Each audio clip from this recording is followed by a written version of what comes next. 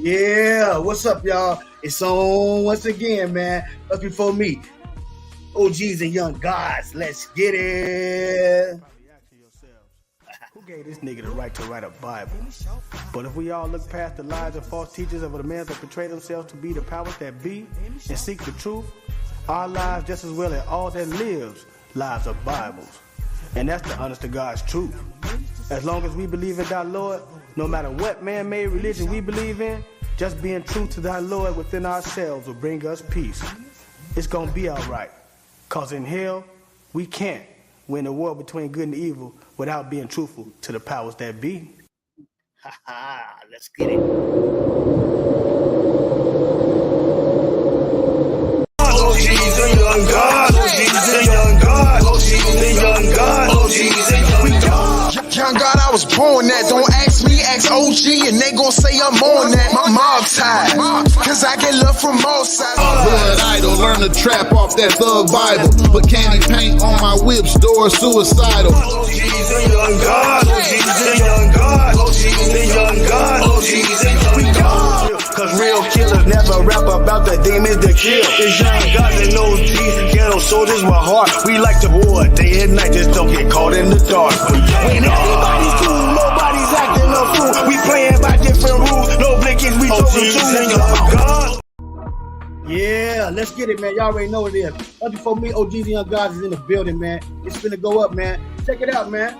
Y'all know we got some very, very special guests here today, man. It's gonna go up for the OGz YoungGodz podcast, man. First thing we gotta do, though, y'all know before we do anything, y'all know what we gotta do, man. We gotta say the anthem, man. First, let me introduce y'all to my guest. First, my first host, you dig? What up, Trey? Yes, sir. Yes, sir. Your big homie's big homie. Let's get it. What it is, shout. Yeah, man, we got our first guest, DR.TOKES. What's up, DOT? What's up, Hey, D? what's good? What's going on, brothers? What's going on, world? Let's get it, man. Then we got our special guest, you dig? Super legendary, living legend from San Diego, you dig? So fine, you dig? Let's go. What's happening? So fine. Mute. Your mic on mute. Your mic on mute. Y'all already know what it is. It's your boy, the San Diego Slug. It's SOPHYNE in this motherfucker, man. Let's get it, man. Let's go, man. Look, y'all. Yeah, let's do it. Let's do it. Y'all already know what it is, man. We gotta say, before we do anything, man, rest in peace to all the guys, man. Rest in peace to all the guys that died in this good and evil war, man. Free all the guys, man. Free them all. Y'all know what they do, man. Free all the guys in the joint, man. And rest in heaven to all the guys that went to heaven for this good and evil war. Y'all know we gotta do it, man.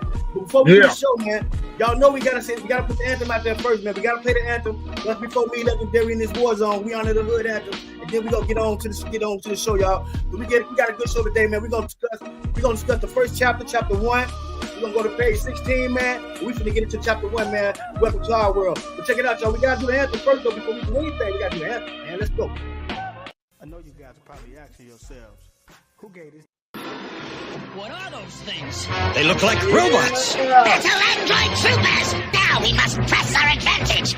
All stand! Forward and destroy! Before me, legendary in his war zone. The country jungle is our throne. We honor the hood. Up before me, legendary in his war zone. The country jungle is our throne. We honor the hood. Up before me, legendary in his war zone. The country jungle is our throne. We honor the hood. Us before me, legendary. We honor the hood. Us before me, legendary. We honor the hood. Yeah. What's up, man? Check it out, man.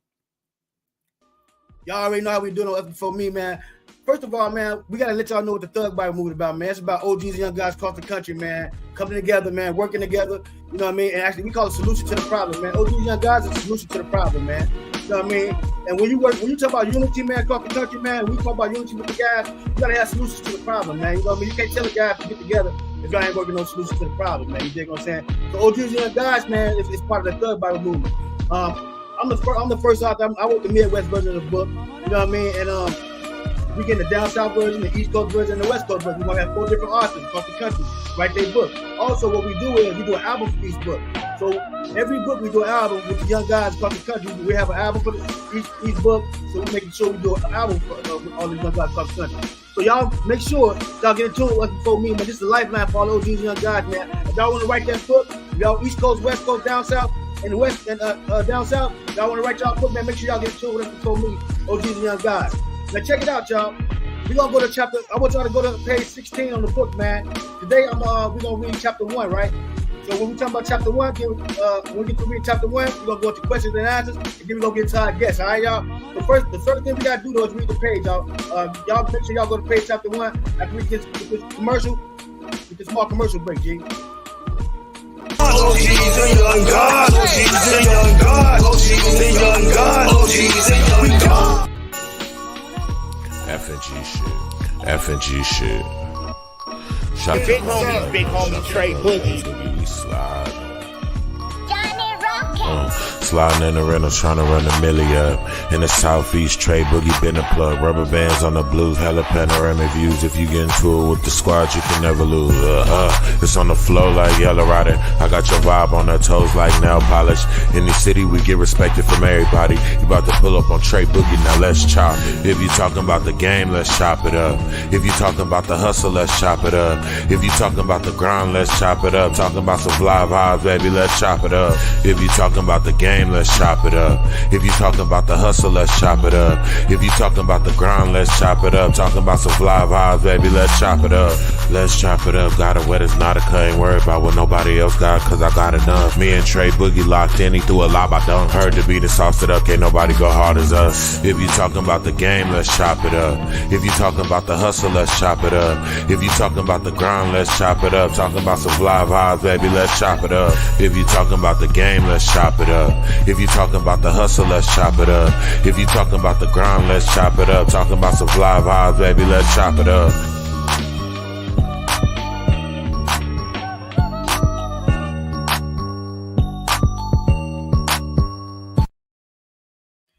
Yeah, check it out, y'all.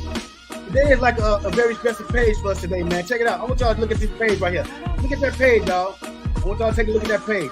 The picture on top of that page, I drew that picture with a pencil, man, in the jail, man. I was locked up in like 2012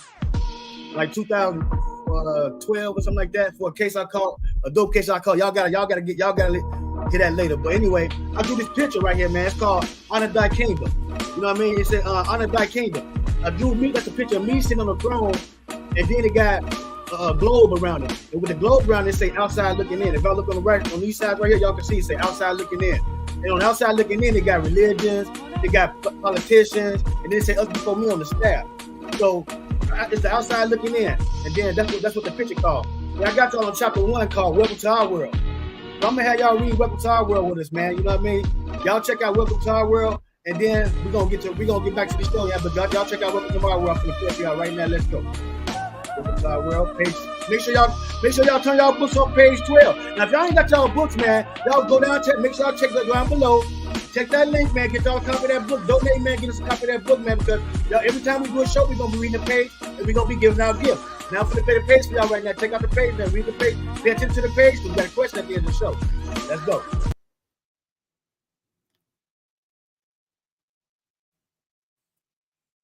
Page chapter 1, y'all. Let's get it.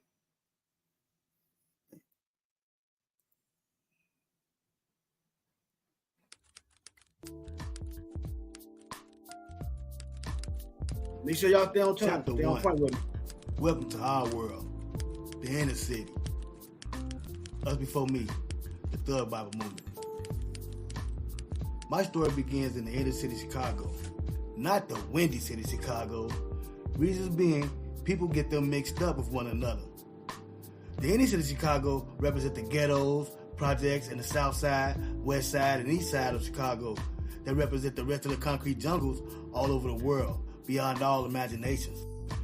There are lions and tigers and bears in these concrete jungles, where shit like the incident that happened in Columbine High School, killer clowns and crooked police, killing innocent black men, happens in the hood all the time. In the ghetto, we ain't got a neighborhood. We call them hoods, because your neighbor might be your worst enemy. You see, the people in the inner city are most of the time people that are strong mentally and physically for all their own reasons, and also struggling trying to create ways to survive in the hood, and will do anything and I mean anything to survive in these concrete jungles. The west side and the south side of the Chi are considered the stomping grounds that connect all sides. Most legendary ghetto soldiers are either born and bred on one of these sides of town. Then it spreads north and east. South side was more like gangsters and hustler city, and the west side is where most of the pimping and the hustles begin. The best restaurants and fast food places in the Chi resides in these parts of town. And not to mention, the best soul food in the city come from the inner city. We are blessed to have food on our tables. So when we come together to eat, the food is cooked with a lot of soul. We call it soul food. The Windy City. Thank God for the Windy City. Okay, now, let's talk a little bit about the Windy City, Chicago. Areas like downtown Chicago, north suburbs, and south suburbs. The only ghetto these people get is whatever a real ghetto soldier brings to them. Shout body, Roosevelt McCray. What's up, Alex? Back, G, back. What's up, man? I got the show with us today. Let the stuff that we're going over. We're talking about what we're doing. I just bring the stuff, you know what I mean? Get everybody up there, let it go. What's up, guys? What's happening with y'all, man? What's happening, man? Check it out, man. When I just got through reading that book, man, I want to break it down to you just in case y'all can hear it a little bit because the recording was a little low. But I just want to let y'all know, man, that like growing up in the hood, what I was basically talking about is, you know what I mean, growing up back in our days as an OG, and the neighborhood was different, man. The suburbs and the hood, you know what I mean, it was really different, man. When somebody from our ghetto went to the suburbs, man, we really flipped it out and changed it out because the suburbs ain't like they used to be. You know, back in the day, the suburbs and the hood was like totally separated. But now they got to where a lot of guys from the hood then moved to the suburbs and stuff like that. Chicago, they didn't broke down all our projects and stuff like that and took everybody out the hood and put them all in the suburbs and stuff like that. So now everything messed up at the crib. You know what I'm saying? Everything messed up. It ain't like it used to be like, you know what I'm saying? It used to be the suburb guys and the hood guys. You know what I mean? But now you got us all over, all everywhere now. You know what I mean? So that's what I was talking about when I was saying, like, you know, the difference from going to the different sides of the hood, like the south side of Chicago and the west side of Chicago, and now the east side of Chicago, because the east side of Chicago, you know what I mean, was an area that was dangerous, but you mostly heard about the west side and south side back when I was growing up. You know what I mean? You know what I mean? Now it's all over the city, man. You know what I mean? So it's wild right now when it comes to, you know, how the suburbs and the hood get changed, man. So how you feel about it work out there in San Diego, SOPHYNE? I mean, for me, you already know, like, I was born in Chicago, you know what I mean? So, at the end of the day, I already know the inner workings and all that shit. I know how creative it can be, you know what I mean? I know how beautiful it can be. I feel like a lot of people miss the historical value that comes within all those crazy ass stories that you hear about Chicago, within the pimping and the hustling and all this shit. Like, you know, that city was built just like Las Vegas, you know what I'm saying? It was built on organized crime. It was built on, you know, bootlegging. It was built on all the shit that makes notorious gangsters infamous, you know what I'm saying? And there's so much historical value in that I think a lot of people lose.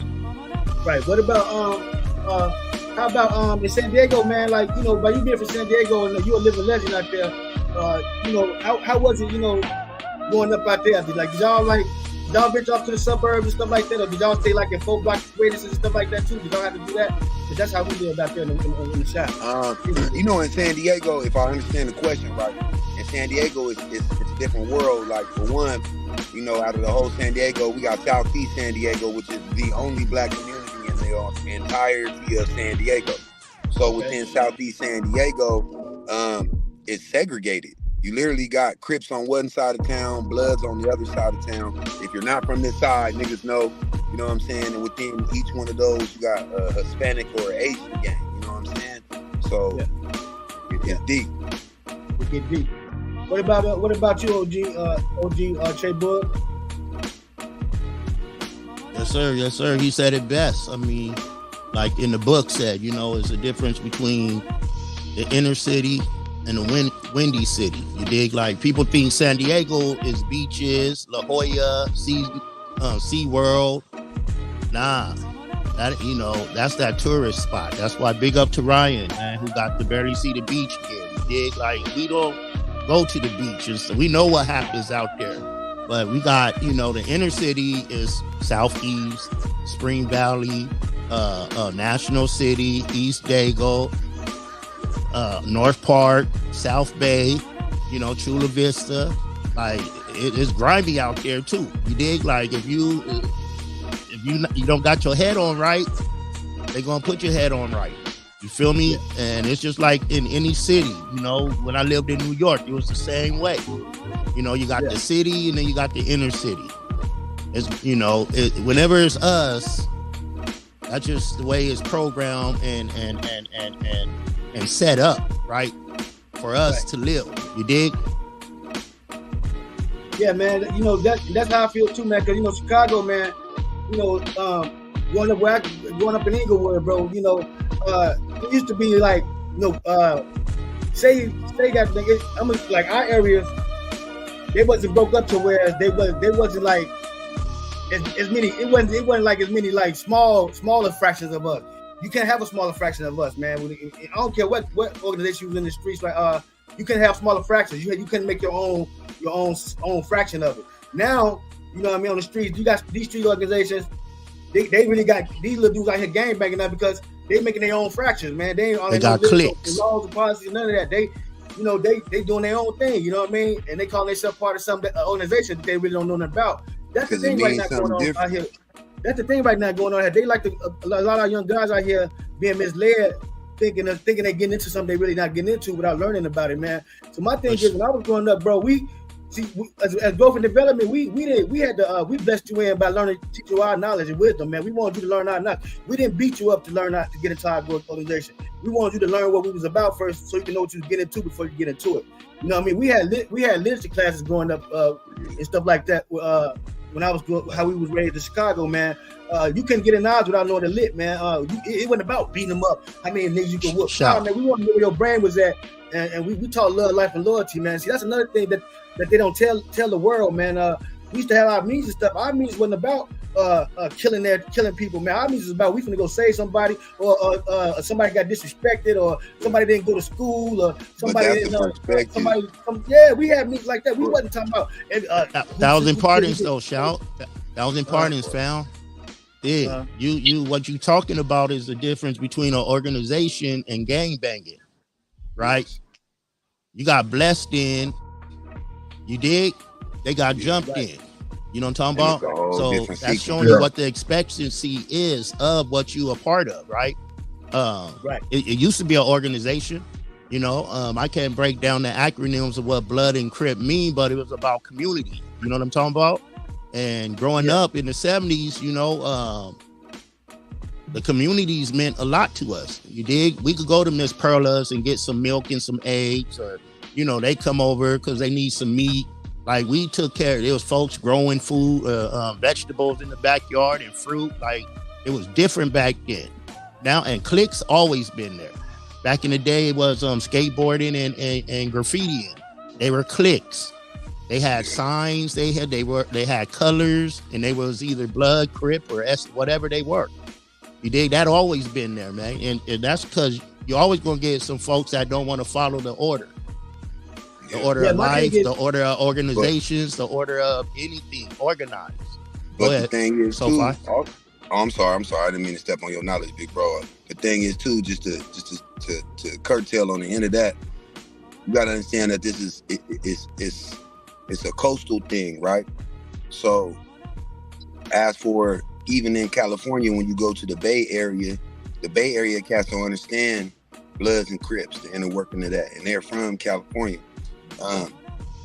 But I can say this though, if you can look at it from Chicago to California, when y'all started off with knowledge and we started off with community, now look how it's changed, where you go out there now And y'all are out there killing everything on every block, and it's not even about that. And now these dudes out here, the G's are out here working with the Bloods and the Crips, and they're uniting. It's just an ass backwards message, because we've come to the situation where when we were fighting in the 70s and 80s, when we were fighting to maintain structure, it turned into having to maintain dominance at the same time.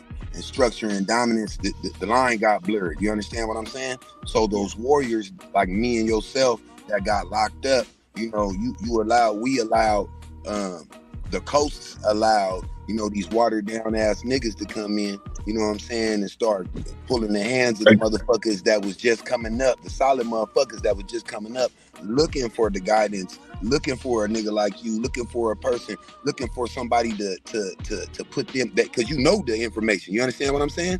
So before you look at the trick, you know the information. So before you can share the information, because the most valuable commodity on the face of the planet is information. Before you can share that information, we're gonna snatch your ass out the way. Nah, nigga. Nah. We're gonna let them go ahead and kill shit. You in the way. Yeah, man. But just like you said though, man, and that's nothing a lot of people don't understand about the shot, man. Like, I'm from the shot, bro. I didn't get ran from the shot. I love the shot. I go home every year. I make it home to make it happen, baby. I'm hitting the blocks. I'm hitting the blocks, fam. Man, they know it. I'm on the blocks. You dig what I'm saying? So saying that to say, Hey, man, sure. Well, let me touch on what they were just speaking on. You know, as far as the past, you know, I grew up in the 60s, you know, in the 70s, and you know, things were quite different. Northern California. It's always been different in the Bay. Like my brother SOPHYNE was speaking on, the Bay Area has always been different. They've never allowed Blood and Crip to really set up in that area like that. But one thing that I do like about that is the unity, and that's the thing that we really miss. You know, I was born in 63, so, you know, I just was born right after, you know, Jim Crow was abolished. You know, Jim Crow, where, you know, coloreds and all of that. And I've been to the South when I was 7, so I still, you know, kind of seen some of that, you know. One of the things was back then is that we all was more together. I want to ask you something. Could you break down that Jim Crow, please? I want the guys to know what that Jim Crow mean, man. That's important. Well, Jim Crow was laws that was, you know, specifically targeted at Black people. We couldn't walk in the front door of buildings and establishments where white people was, like theaters. For an example, Ray Charles, they had banned Ray Charles from the state of Georgia because Jim Crow laws say he can't come through the front door. He got to go through the back door. And he told him if he can't come through the front door where he lived from his own home, that he wasn't going to sing there no more. So they barred him. But at the end of his career, they gave him the keys after Jim Crow laws was abolished in the late 50s, early 60s. But Jim Crow laws they have in the South, they had a law what's called sundowners. That means that a Black person cannot get caught being out of their house after sundown or it's open season. Hey, can I say something on that? That's real stuff. Wait, let me say something on that real quick. Look, my first time in Atlanta, I'm in the ATL, and you know, I'm out there with some cats, you know, some heavy cats, you know what I'm saying, from over there. And they taking me around and they showing me and shit. And we driving kind of far out. And my boy like, oh, we need to get some gas. And it's like right when the Challengers first came out. Bro got a Hellcat. So we out there in the middle of nowhere, and we pull up in this gas station. And as soon as we pull up, I'm like, damn, this is like the movie. Like when you see the movie, like you go into the little gas station, ain't nobody in there. You hear the little fly shit, the lights blinking on and off. I'm like, this shit crazy, right? Let's pay for the gas and get up out of here. So we pay for the gas and walk outside. And when we walking outside, bro, a motherfucking state trooper pulled up. And when he pulls up right by our car, and he rolls down the window and he says, y'all boys a little bit far from y'all side of town, ain't y'all? And you know, me being from California, this is my first time ever experiencing hearing any of this. And like right away, I'm like, cuz, what this nigga say, right? Right. Yeah. I got one of them stories too. Yeah, my boy for the energy. You know what I'm saying? Yeah. And he put the energy, he put his hand on my stomach. Like, you know what I'm saying? Grown ass man put his hand on my stomach, bro. Like, like, bro, please don't do that right now. Right. And my boy was like, nah, big bro. He said, nah, sir, we just getting some gas and we get right up out of here. He said, yeah, y'all better get up out of here before the sun go down. And we got there it is. On my phone, he said that the boy took the gas right out the motherfucking tank. He didn't even finish filling it up. He took the gas right out the tank because it was getting dusk. And we hopped in the car and we drove 90 miles per hour up out of there. And that motherfucking dude followed us 90 miles per hour till we left his county. Bro, man, I cannot believe the shit that I'm hearing, bro. This really happened? On my soul in heaven, I wanted to cry. Man. I wanted to bro, cry. project this out, man. You know, Listen. I'm gonna tell you something, bro. I was just watching this movie. You know the brother that plays in The Harder They Fall, the main character? Absolutely. He was in this movie. It's a series. And they were talking about these Old South and how they were treated and things going on. And that's what happened. The sheriff pulled them over. They was just outside looking for some property that their father left them.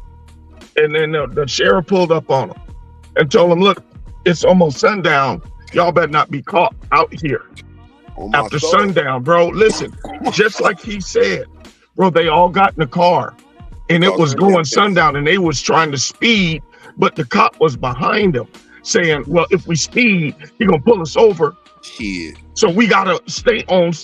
So they was trying to stay within the limit to try to get out of town before sundown. That fucking followed them all the way to the county line, just like you said. Yeah, and as soon as and it's crazy because I didn't understand what was going on.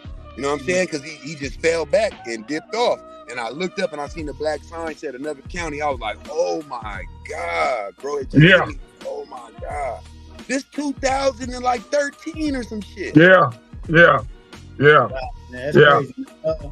And another point on what he was talking about, the incident he had at the gas station. I had one too. This trucker, he tried to move in on where I was at, trying to get my gas, talking about, hey boy, you need to move your car. I said, who the fuck you think you talking to? I said, I'm not from out here, man. I'm from Cali, man. I'll mash your ass. Break your ass up out of here, motherfucker. I ain't playing that shit. Oh my and that motherfucker got that 18-wheeler and backed that motherfucker up, man. And my boy that was with me, he's from down there. He said, hey, man, you can't talk to these crackers like that out here, man. They hang you out here. I said, that's why they do that shit, because the way y'all think. See, y'all don't stand up to them. See, you got to stand up to that ignorance and to that hate. You can't kowtow to that, because that's what they expect. You to be a coward, you to be hide and be afraid. Yeah. Shit.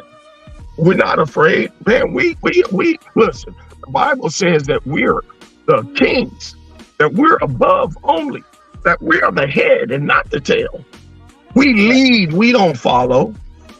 We lend, we don't borrow. We are the lead. We are the kings.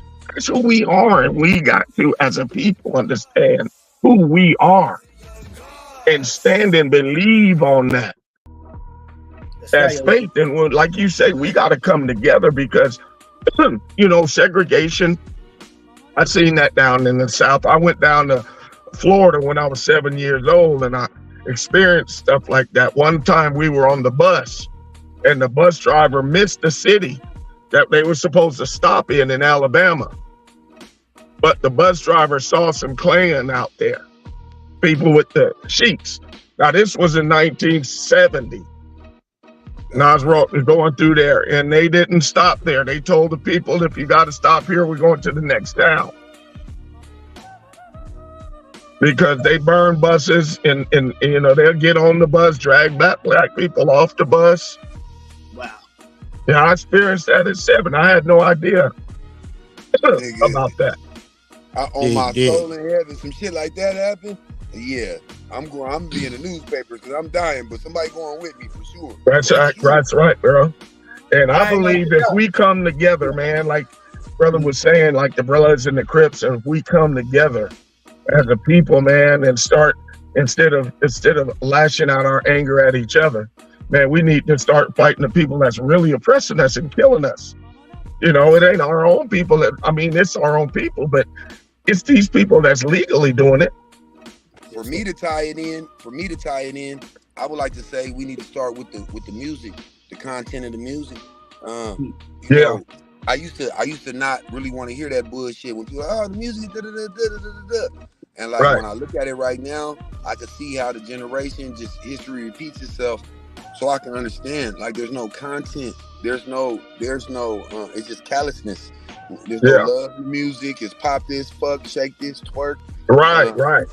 A music video is not a successful video unless it's a whole bunch of females half naked in that motherfucker. And so it's like, you know, content is content. Yeah. And this is the craziest part. In the entertainment industry, everybody knows that content is king. Yeah. Right? So they say it doesn't matter, you know, good or bad, as long as they talking about you. When they stop talking about you, that's when you have a problem. So now you got these motherfuckers that just wreaking havoc. You got the whack 100s and the what's the little nigga name with the colorful hair? These little motherfuckers, you know, what it is. Oh right, yeah, I know you talk about. Right, they found a niche. The Tekashi 6ix9ine nigga, like these type of individuals, they found a niche. They understand that it doesn't matter right now about talent. It's more about controversy, because this is the era of the intelligent individual. Even what we're doing right now, we're doing this because this is the era of the intelligent individual. They'll go here to watch it. So it's Let me ask you though. Let me ask you, fam. Who runs music? Who ran music in heaven before he got kicked out? Who's controlling the music? We talking about the music, right? And name is Lucifer. Lucifer. Big, this is he ran music in heaven. He was an archangel. He was an archangel over the choir. But listen, what I'm saying when I say that, I'm saying it to say this: like, music changed from Rapper Delight to She's or whatever, that song by Little Red or whatever her name. You know, the music has changed, right? It's to the point. My gears say I am hip hop, long live hip hop. I'm hip hop, right? From breakdance, popping, graffiti, DJ, all that hip hop. I can't even let my kids listen to rap no more. You know what I mean? Right. I can't, because the it's so explicit. The content they're putting out, and you know, it's 90% business, 10% talent in the game. Yeah. So they're gonna put out whatever it is to brainwash that next one. You go to the club, you can't even hear good music in the club. Everything shoot 'em up, bang bang, twerk that, like you were saying. That put you in a different mood now. Now when someone step on your shoes, you hearing get 'em on a speaker. You have some liquor in you. Your boys hyping you up. You gonna get them. Well, let me go deeper than that, Bug. Wait, let me go deeper than that. Yeah, go ahead. Just real quick, I want to touch on two things that you said. It's so crazy because I said this yesterday on my Soul in Heaven. People don't understand how deep this shit really goes. Music is oral. It's a direct connector to a sensory that goes to your brain. You understand what I'm saying? So sure. You get signals. That's why it's called a radio signal or a TV signal, because you get signals, a frequency, right? Yeah. So we're vibrating at a certain level of certain frequency. That's right. Where we're able to tap into other people's thought waves and manipulate their thought patterns through what we say. Right. Now to say this about, you know, the archangel being, you know, the musical angel and all that, you got to remember to go deeper than that.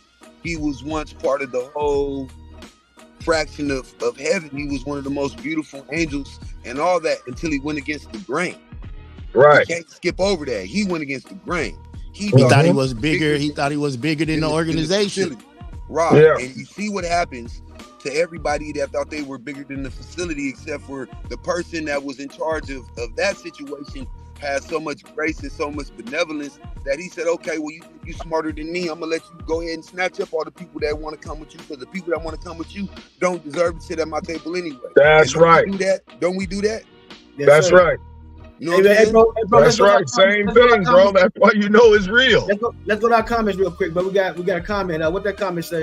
Mr. One Way say, Pastor say, if we don't change the narrative as a people, things will not change. That's real talk. Absolutely. That's real talk, bro. Right, and that's what Big I wanted to Swagger, point out. What SOPHYNE was that's what I wanted to point out real quick. Sorry about that, Trey, but I'll relinquish to you.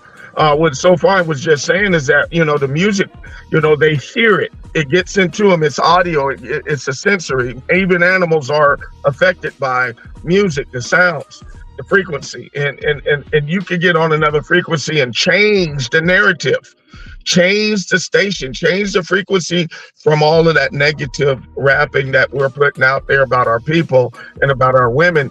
And, you know, slowly change it to that positive, that visual of a positive future for us and a shift of direction of where we need to go as a people. Do you hear my music, bro? Like let me say this, since and just really, I don't want to cut nobody off. I just really want to say this because you had me as a special guest, and let's really talk about this shit real quick, bro. San Diego's a popularity contest, and I'm not the most popular nigga because don't nobody want to kill me. I ain't robbing nobody. I'm not down talking nobody. I don't do diss records. But if you listen to my music and you watch my career and the shit that I'm doing, I'm a singer. Yeah. But my words though, just you got the movie star record up there. Fly shit, dumping ashes out of E-class. Hard to see these haters through the Gucci glasses. Rose gold tinted, all white linen. Yeah, see I be him since the beginning. Keep the world spinning. So now one time have I said, kill this nigga. 35 years old, just barely met my father like as if this life that I'm living could get any harder. Anyway, today's a new day. Monday, maybe Tuesday. I'm smoking out the pound, plus I'm tipsy off the door. I'm saying the same shit everybody else is saying. But just hear me though.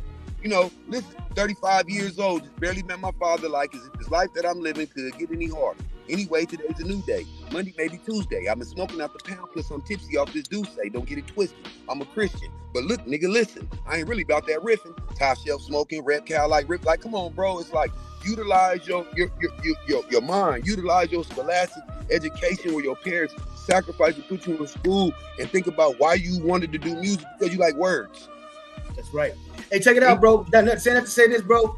We gotta go to the hood light zone, bro. You know what I mean? We gotta take out to the hood light zone, bro. You know what I mean? We 30 minutes in right now to the reading. I want to do one more thing before we go, but we gotta go to the hood light zone. But this is what I want y'all to give a message to the young guys about coming in out of their situations, man. What can y'all say about them getting in and out of an organization, a street gang? Well, starting with you, DR.TOKES, or you first, and then we'll go down to Trey Bug, and then SOPHYNE. Then we gotta go to the hood light zone, y'all. Let's go. Let's get it. Well, that's a deep subject right there, you know, as far as getting it in and getting out of a gang, you know. Myself, I've never been in a gang. So I wouldn't really know what it would take for a person to get out of a gang, all other than what I heard is blood in, blood out. All right, you know. Appreciate you, man. Go ahead. Let's give Trey Bug message real quick. I would say, go ahead. Message to the young guys. I just say, you know, be careful who you calling your big homies, right? A lot of these cats out here, they big homie is a year older than them. That's not a big homie. And quit being a crash dummy since we doing it real quick. That's all I'm gonna say. All right. So fine, let's get one out you, man. Then we going to the hood light zone. All right, you know, because I'm a gang member, not a gang banger. So I'm gonna say this: we all looking for somebody to love us. You know what I'm saying, and call family and shit. But you know, you gotta weigh your options carefully because the streets don't forget. And you only two things that you give away you can't take back. That's your word and your tongue. You know what I'm saying? So choose carefully what you're gonna do because you got to do it all the way. All right, love, baby. Check it out, man. We're gonna go to the hood light zone. This is the part of the show where we actually talk to our guests, and we gonna get their life stories. We're gonna get a little information about them. We're gonna show y'all a couple clips of what they got going on, and then we go to the new dope section. But right now, y'all, we off to the hood light zone. Y'all know what we do. We go to the hood light zone.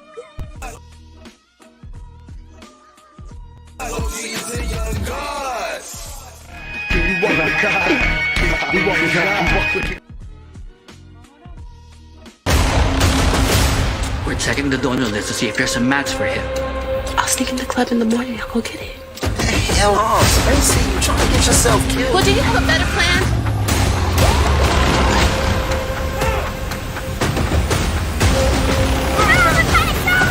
Run Nixon, exclusively in AMC Theaters November 22nd. Yeah. Got to be crazy enough to pull the trigger. Yeah. Oh, man. Check me out. Fly shit, dumping ashes out of E-classes. Hard to see these haters through these Gucci glasses. Rose gold tinted, all white linen. Yeah, see I've been him since the beginning. Keep the world spinning, now I'm out to check the bag so I can clown. Stick my finger in the ground, turn the whole world round. Like an ounce like a pound, I'm sideways through your town. V12 supercharged with plenty hoes to go around. It's the nature of the business pimping, stay down at all costs. I just beat a life sentence, so I'ma show 'em what my time costs. Retractable roofing, bugs on the coupe and it's oh so exclusive. Got these doors bulletproof and shit. This game gets ruthless and it's fragile like a toothpick. Y'all niggas out here smoking and my young niggas poof shit. True shit, her mirth would be the code. I swear to do a million years. I love her forward, still on fold. Let's go. Drive a big old expensive car.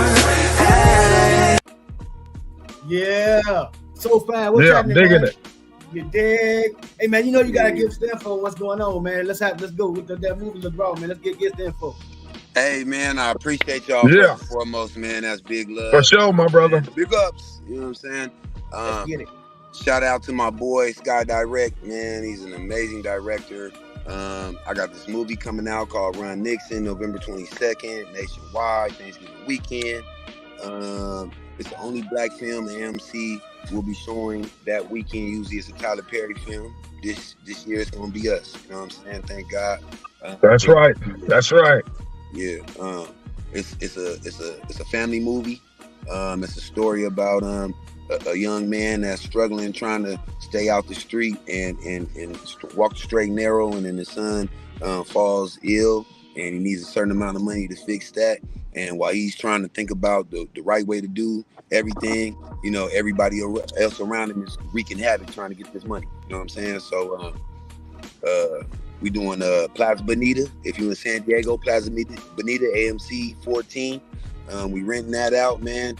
Everybody come down, 296 seats. We got merch, you know what I'm saying? We got the red carpet. We got media gonna be out there. Show Body, DR.TOKES, Trey Boogie, and your boy West Coast, man. Come watch the movie with me. Check it out, man. Hey. So, how long you been acting? So fine, man. How long you been acting? What made you want to go from doing your music to acting and stuff, man? Get the lowdown, man. Man, let me tell y'all something, man. I'm never an actor. It's all real life. I'm a reactor. But that's right. They pushed me in the corner, man.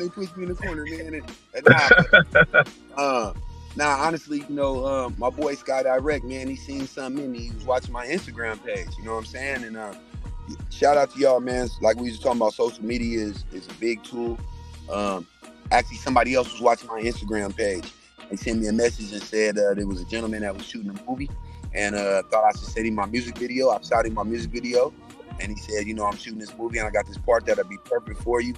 And I'm in that motherfucker representing the city the way I'm supposed to, man. You know what I mean? The same way you see me in the city. That's right. Hey man, that's big, man. Cause like I said, a lot of us, man, we don't believe in our God-given talents, and we scared to take different roads, man. You know what I mean? And for you to do that, man, that's huge, because you showing versatility, man. You know, and everybody don't know how to use their versatility and don't believe in their God-given talents like that, man. You know what I mean? For us coming from where we come from, man, you know, tell me how, you know, when you did your penitentiary time, what was your mind frame getting out of the joint? Was you looking like, I'm like, what am I gonna do, or did you already have a plan to come out and do better with your life? Oh yeah, nah. From the beginning, you know, the worst thing is I've been a dude in San Diego and in my section. I've always supposed to have made it. You know what I'm saying? Supposed to, SOPHYNE got the skill. He's supposed to, but I was in my own way. You know what I'm saying? Right. It's crazy when your own way, you don't really see. You know what I'm saying? You don't really see how you blocking blessings, how you blocking your own drive. and it was me wanting to be somebody because I was always a nobody. You know what I'm saying? So I'm always in the street. I'm gang banging. I'm hanging out. I'm here. I'm there, and that shit got me all the way to prison. You know what I'm saying? And then it's crazy. You know what? My bad. I ain't trying to interrupt you. I wanted to get this out to you real quick. You know, most of the guys who go to the penitentiary, they get out and they be lost. They don't know what to do next. They feel like the society got them trapped. You know what I mean? They can't do nothing with themselves. What made you say I'm getting out the joint and I'm gonna do something with myself? I'm not gonna let them trap me in and make me think I can't do nothing. You got to join and actually did something, man. The reason I'm asking you is because I want our guys that go to the penitentiary, when they get out, they feel there's no hope. So I want you to show you came out, you did the opposite. You showed them hope. You showed your power. I'm gonna say this, right? And it's kind of crazy because it's cracking on myself, but I felt stupid. I felt dumb as fuck. Like I went to prison and I was just as popular in prison as I was on the street. I was like, what the fuck? Like, cuz I can do this on the street. Like I'm in prison with a chain like this, with jewelry, with ask niggas. If any nigga that was locked up with me, no, nigga, I had jewelry, I had clothes and weed, nigga, and I'm sitting here like, why? I'm sitting here having the time of my life like a dummy on the yard while life is passing me by. And I'm just, you know, it took me a couple times, you know what I'm saying, to really understand that the people that said that they love me would rather send me a JK than a Cash App. You understand what I'm saying? And it's because we come from a place, man, where there really is no hope. Ain't no hope. Ain't nobody giving hope to the hopeless. So it's just like, you know, when you see a motherfucker that you know is grinding with you and sharing that same mentality with you, and he got a chance to get out, it's a selfishness that has these type of motherfuckers want to pull you back in. Like, you know, you can't leave me. Don't leave me. Instead of thinking, how can I get on this nigga team so I can help him win, so I can get the fuck up out of here myself? Niggas is thinking, well, that's not me. I can't rap. I can't this. I can't that. He gonna leave me. Fuck that nigga. Let's sabotage him. Wow, man. But you know what though? Like, you know, that's why I talk about us as people, man. You know, we gotta learn how to build with each other, bro. You know what I mean? If anything, if one of my guys come up, that's gonna inspire me to want to do better. You know what I'm saying? Like I was telling you the other day, like we as black men with businesses, man. One of the guys who opened up a business on the block.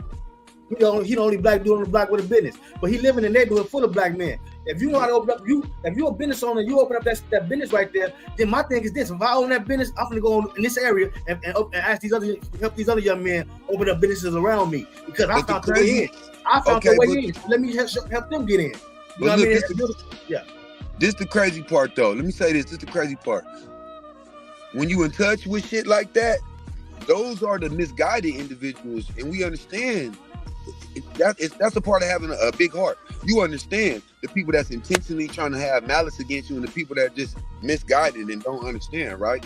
So it's like the problem with our city is exactly like what you said. Like, for example, Trey Boogie can come and say, SOPHYNE, I got this club and I'm finna do it on Fridays. You know what I'm saying? And I want you to help me get this club cracking. You know what SOPHYNE's gonna say?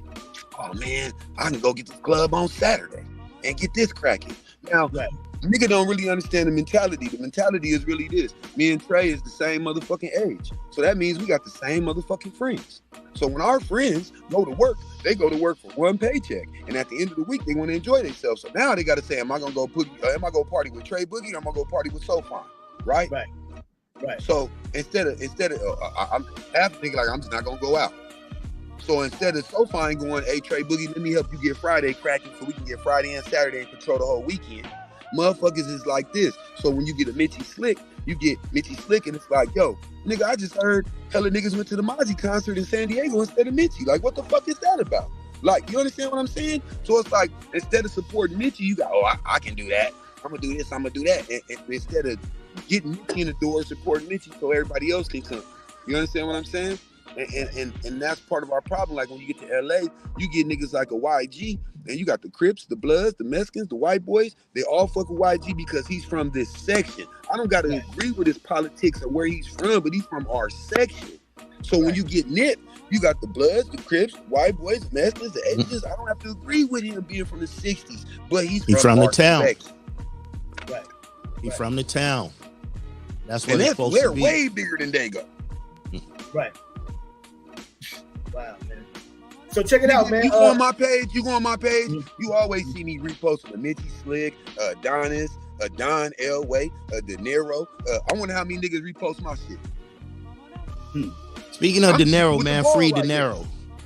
Free De Niro. Free De Niro, man. Free De Niro, man. Real talk. Yes, sir. Free De Niro. That's my little guy, man. You know what I'm saying? That man. Man. Yes, I love that little dude, man. Yeah, you man. know, I know he talking. Yeah, that's my guy, man. Hey, so free him, man. Oh, yeah, say that shit. You dig? Free him, man.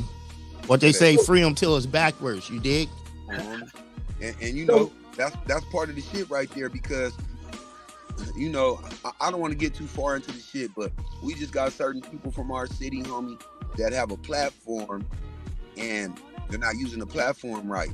So if people are paying attention to SOPHYNE and the way I'm using my platform, there's so many people that say stop helping people and stop doing this and stop worrying about the city, and you're bigger than San Diego and you're outgrowing. That's white noise and bullshit, nigga. Like, what I'm doing is I'm taking my talent and bringing all the niggas from LA and Atlanta and all that, come to San Diego and see what we got cracking. We're down here cracking. Yeah, definitely. I love San Diego. I'm from the Shine. I love San Diego, man. We don't need. They got shit already. They got jazz clubs. And we don't need to bring our shit over there. We need to bring them here. And you know, that was exactly what I was trying to do. You dig? The only reason I ain't doing it now is because I'm still healing. You know, and I'm waiting. You know what it is, though.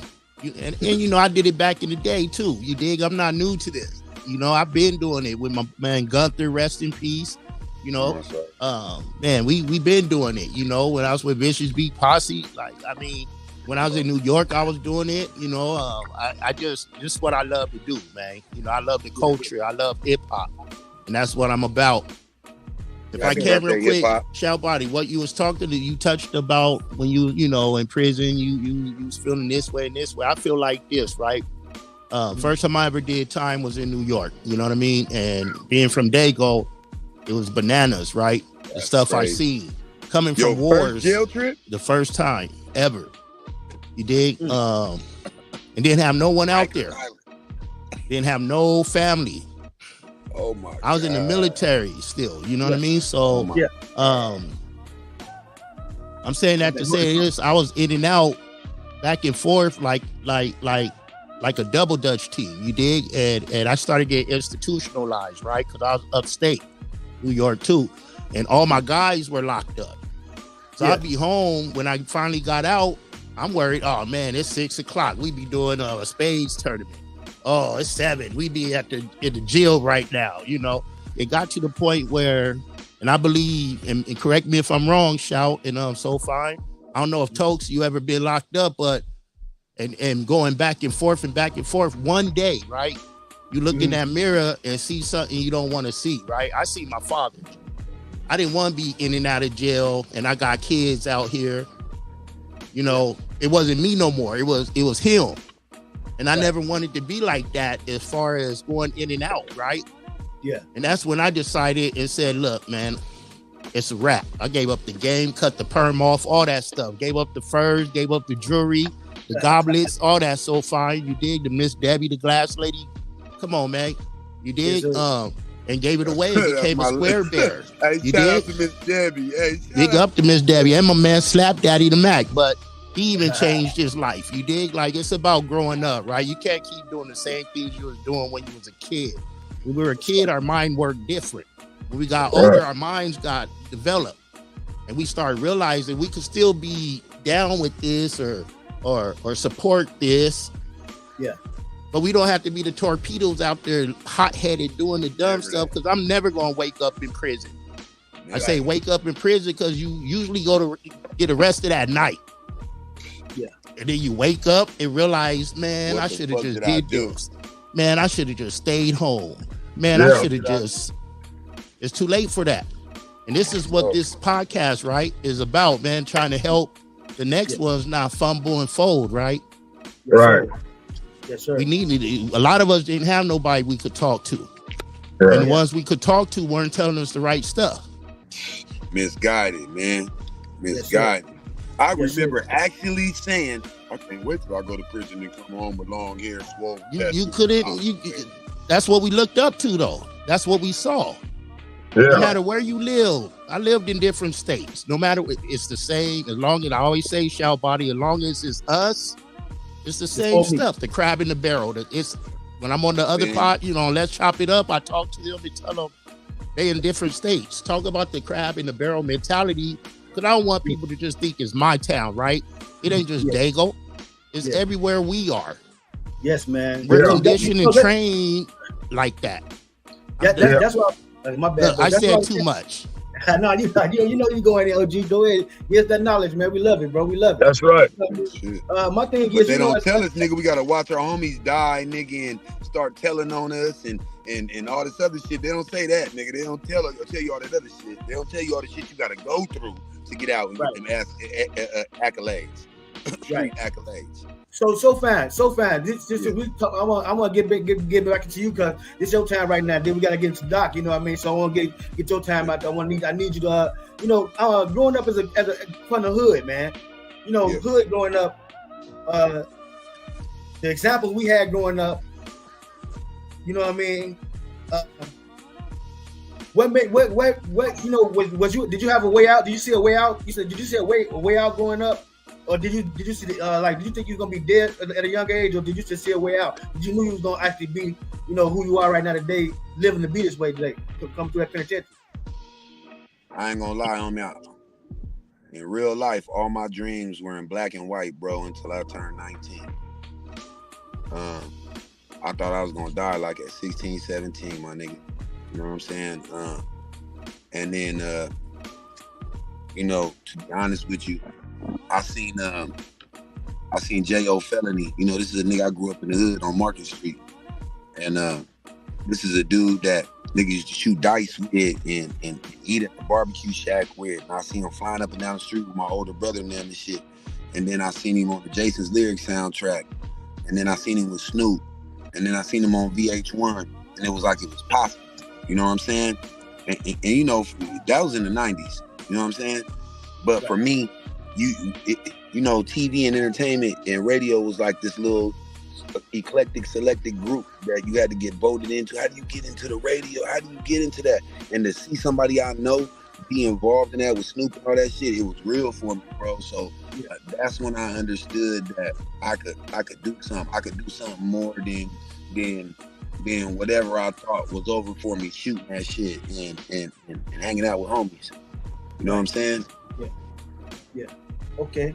So hey man, check it out, man. Hey, so bad. Thank you, man. You know what I mean? We ain't done with you yet though, cause you know it's that hood light zone, man. You know what I mean? So we had to get it out the way, man. Make sure you so we can get to know you, man. So the world get to know my man, the living legend, SOPHYNE from the West Coast. You dig, man? You know we gonna get into we gotta go. Y'all know we got the doc in the building, man. So you know what I mean. We gotta introduce the doc. The doctor. We gotta rock y'all out with the doc, man. So with the doc right quick.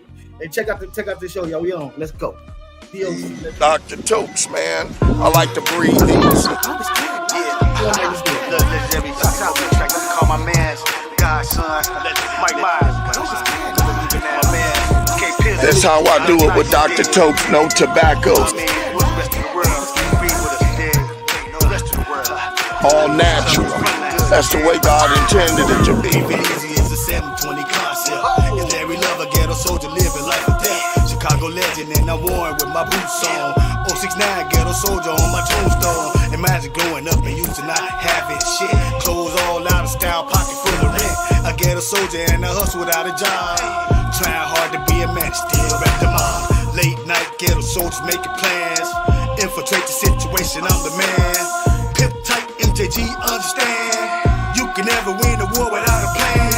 Flashback, cuckoo cow said my mind gone. I'm worldwide and I'm plugging every time zone. I'm not impressed with the way you make a dollar.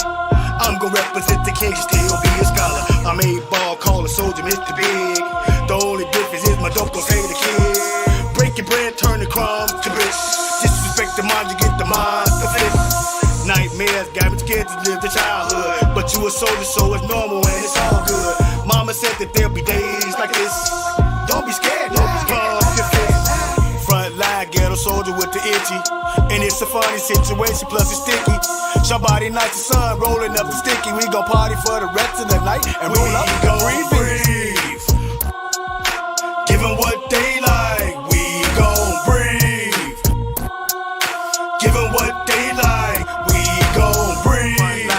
so we breathing easy, baby. Just before me taking over, we breathing easy, baby. Smoking those and getting money, we breathing easy, baby. We breathing easy, baby. We breathing easy. Niggas barely treading water with us, tell them to breathe home in one phone call and get gas. They gotta squeeze on a marathon laps right past you when they keep going. That's the only way to survive in Southern California. Like they got the Rona. Niggas stay at home, wouldn't catch a young nigga outside to save his soul. Ain't no city or no hood that we can't go. You niggas walk around your towns with your can go slow. Usain Bolt, but 2 times more. Like a bottle of octane and 5 blunts, I keep that smoke. So please don't joke, cause if you do, you have no clue what me and my niggas showcase. We gon' breathe. Give them what they like. We gon' breathe. Give them what they like. We gon' breathe. We breathing easy, baby. Just before me taking over. We breathing easy, baby. Smoking those and getting money. We breathing easy, baby. We breathing easy, baby. We breathing easy, baby. Keep it real if you wanna keep it real, but you gotta get funky with me. We can keep it real if you wanna keep it real, but you gotta get funky with me. You can keep it real if you wanna keep it real, but you gotta get funky with me. You can keep it real if you wanna keep it real, but you gotta keep it funky with me. Smoking no tobacco, especially the black folks. They rather see us dead instead of smoking Dr. Toke. Yeah. Hey, what's good? What's good, world, man? Hey, I'm loving life, man. It's a blessing.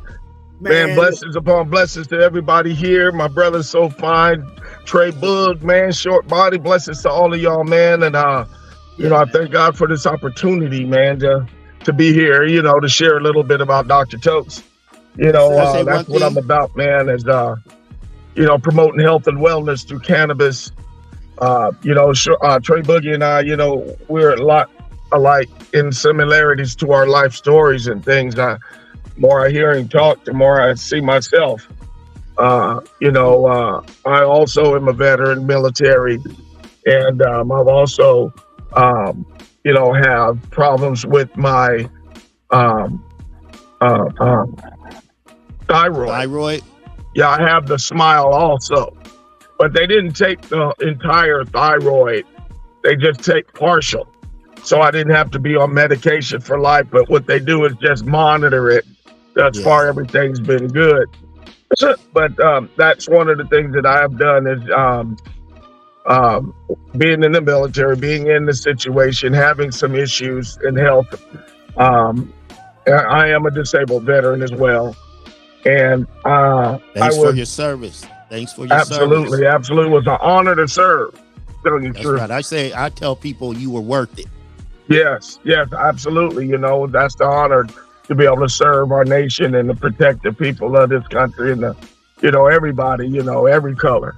You know, I've never been a racist person. I know there's ignorant people in every race. I know this. But I'm not going to get too far into that. But let me get back to my testimony. I was prescribed a lot of drugs, the opioids for my pain. And I didn't like the way I was feeling on those. It felt unnatural. I was depressed. I was sleeping all the time. And, you know, I wasn't doing anything. I was stagnant. And one of my friends came and he says, "Hey, man, you ever hear of CBD?" And I really hadn't heard of CBD. I didn't know that it was, you know, a part of the weed and that you can, you know, it's healthy and it's healing and it's doing anxiety. I have PTSD. And so I said, well, I'm going to try this. You know, I'm going to get involved in it. I've smoked marijuana before, don't mind you. But the CBD part of it, I really wasn't up on. So I began to use the CBD and I saw the benefits of it. And, you know, I decided that, hey, if this can work for me, because I ended up giving up the opioids over the CBD and over the hemp and the marijuana that I use medicinally. And that's what I've been using. And I wanted to share that with others. So I said, and another thing is that I smoked. And one of the things was, if I'm smoking, I was normally getting tobacco products to put my product in to smoke it with. You understand? roll up with, the blunts or the Phillies or whatever. I didn't like backwoods, but those type of tobacco products. And for me, I didn't like the way that I was feeling because I don't smoke tobacco. So it didn't make sense to me to smoke marijuana or the product out of it. So I decided I wanted to create an all-natural alternative to tobacco and to promote health and wellness through CBD and through cannabis. And so and that was born DR.TOKES. So I took an all-natural leaf, medicated it with CBD, and now I coat it with oil that has THC and CBD products in it on the cone. And I use my own product. So, and I enjoy it. And, and DR.TOKES was born from that. And I thank God for that. And that's where the direction that I am going with DR.TOKES is to promote health and wellness through cannabis. And, the people are starting to see, politicians, the doctors, even in the medical field, are seeing, great benefits from cannabis. And they're still yet to discover even more benefits that are coming from cannabis. And I think that's part of our new dope. And that's in one of our rap songs that Short Body and I did, is that he was talking about, so what is this new dope? And I said, this is the new dope. They've been locking us up for a seed or for a joint or for a whatnot over some weed. Right. And we're the original farmers. We the ones that till this land. And then you're going to tell us that we can't even enjoy the benefits of it. So now that is legal. Right. And now that we can, this is the market. This is the new green gold. Right. It's in cannabis. It's in hemp. And there's still so many different derivatives of products, of things that we can make from cannabis and hemp. Okay, big that bro, we can create new businesses. Big bro, I gotta stop you real quick because the new dope is our next. I want you to tell me about the new dope in the next segment. Hold on. All right. Let me go back there. Yeah. So what I wanted to do is I wanted to create a product that was positive, that was God-given, that he blessed us with this natural herb that I believe he gave us to benefit from medicinally and emotionally. We do, as human beings, we do have what's called an endocannabinoid system that every human being has. Okay. And I specify the word cannabinoid. Okay. That means cannabis. Okay. So if we have a receptor in our brains, an endocannabinoid system, and then we have cannabinoid that we're taking, that's a benefit. And what it does is it balances a person out. So sometimes, for an example, a person kind of high strung, and then if he smokes some marijuana, it may balance him out to where he's more even key. Okay. And so they're finding that cannabis does have a lot of medical benefits to help us. And that's what DR.TOKES is about. It's about health and wellness. I want to say something real quick because you was the first one that put me on to all that and was trying to get me to, quit to start smoking the CBD cigarettes, right? You and Shout Body. But I see y'all, I know y'all see me with this stuff, right? It's a company called Black, BLAK. And it's a hookah pen. But it's no tobacco, no nicotine. It's made from juices. Right. It's made from juices. So is you know what I mean? You see me, I'm with the cancer. I'm trying to hit this more because it's made from juice. Yeah. No nicotine, no tobacco. BLAK. Look it up. .com. Okay. And I still need me some CBD cigarettes, man. I'm in this fight again, part 2. Yes. We'll talk about that later. Right now it's about you, but I just want to give you your props though. You dig on stirring me a different direction. You know what I'm talking about? Hey man. And also, we're so fine. Yeah. Hey, brother, out there in Minneapolis, I see you, man. We're going to definitely get Dr. Tokes out in the Midwest. Swagger. Big up the most swagger, man. Big up the most swagger, man. Swag in the building. Love you, man. Appreciate you, young God. Hey, that's one of the young guy right there, man. That's our man right there. Your most swagger, man. Hey, that's right, man. You know, that's what I want to share with the young gods, man. You know, if I had the knowledge and wisdom that I had today back when I was younger, I believe I'd be, you know, a lot further multimillionaire. But I'm believing already that I'm there. It's just will manifest. But I am there in property. And that's all because of what God has done. You know, I too share the testimony with Trey. I've been locked up too. You know, lost everything. You know, like him, I got out. I had this parole officer from hell. He didn't want to see me out. You know, I was late to a meeting. He violated me. If I was late to his office, I was gone. In and out. That's what that dude did, man. And I knew, and I just hold on to my faith in God. I didn't get mad at God. I didn't get angry at God. You know, although I wanted to kill this man, I had feelings that I never experienced before because I felt this man was trying to destroy my life. But I always kept my faith that God had something greater for me than this. Right. And that my life story was not going to end there.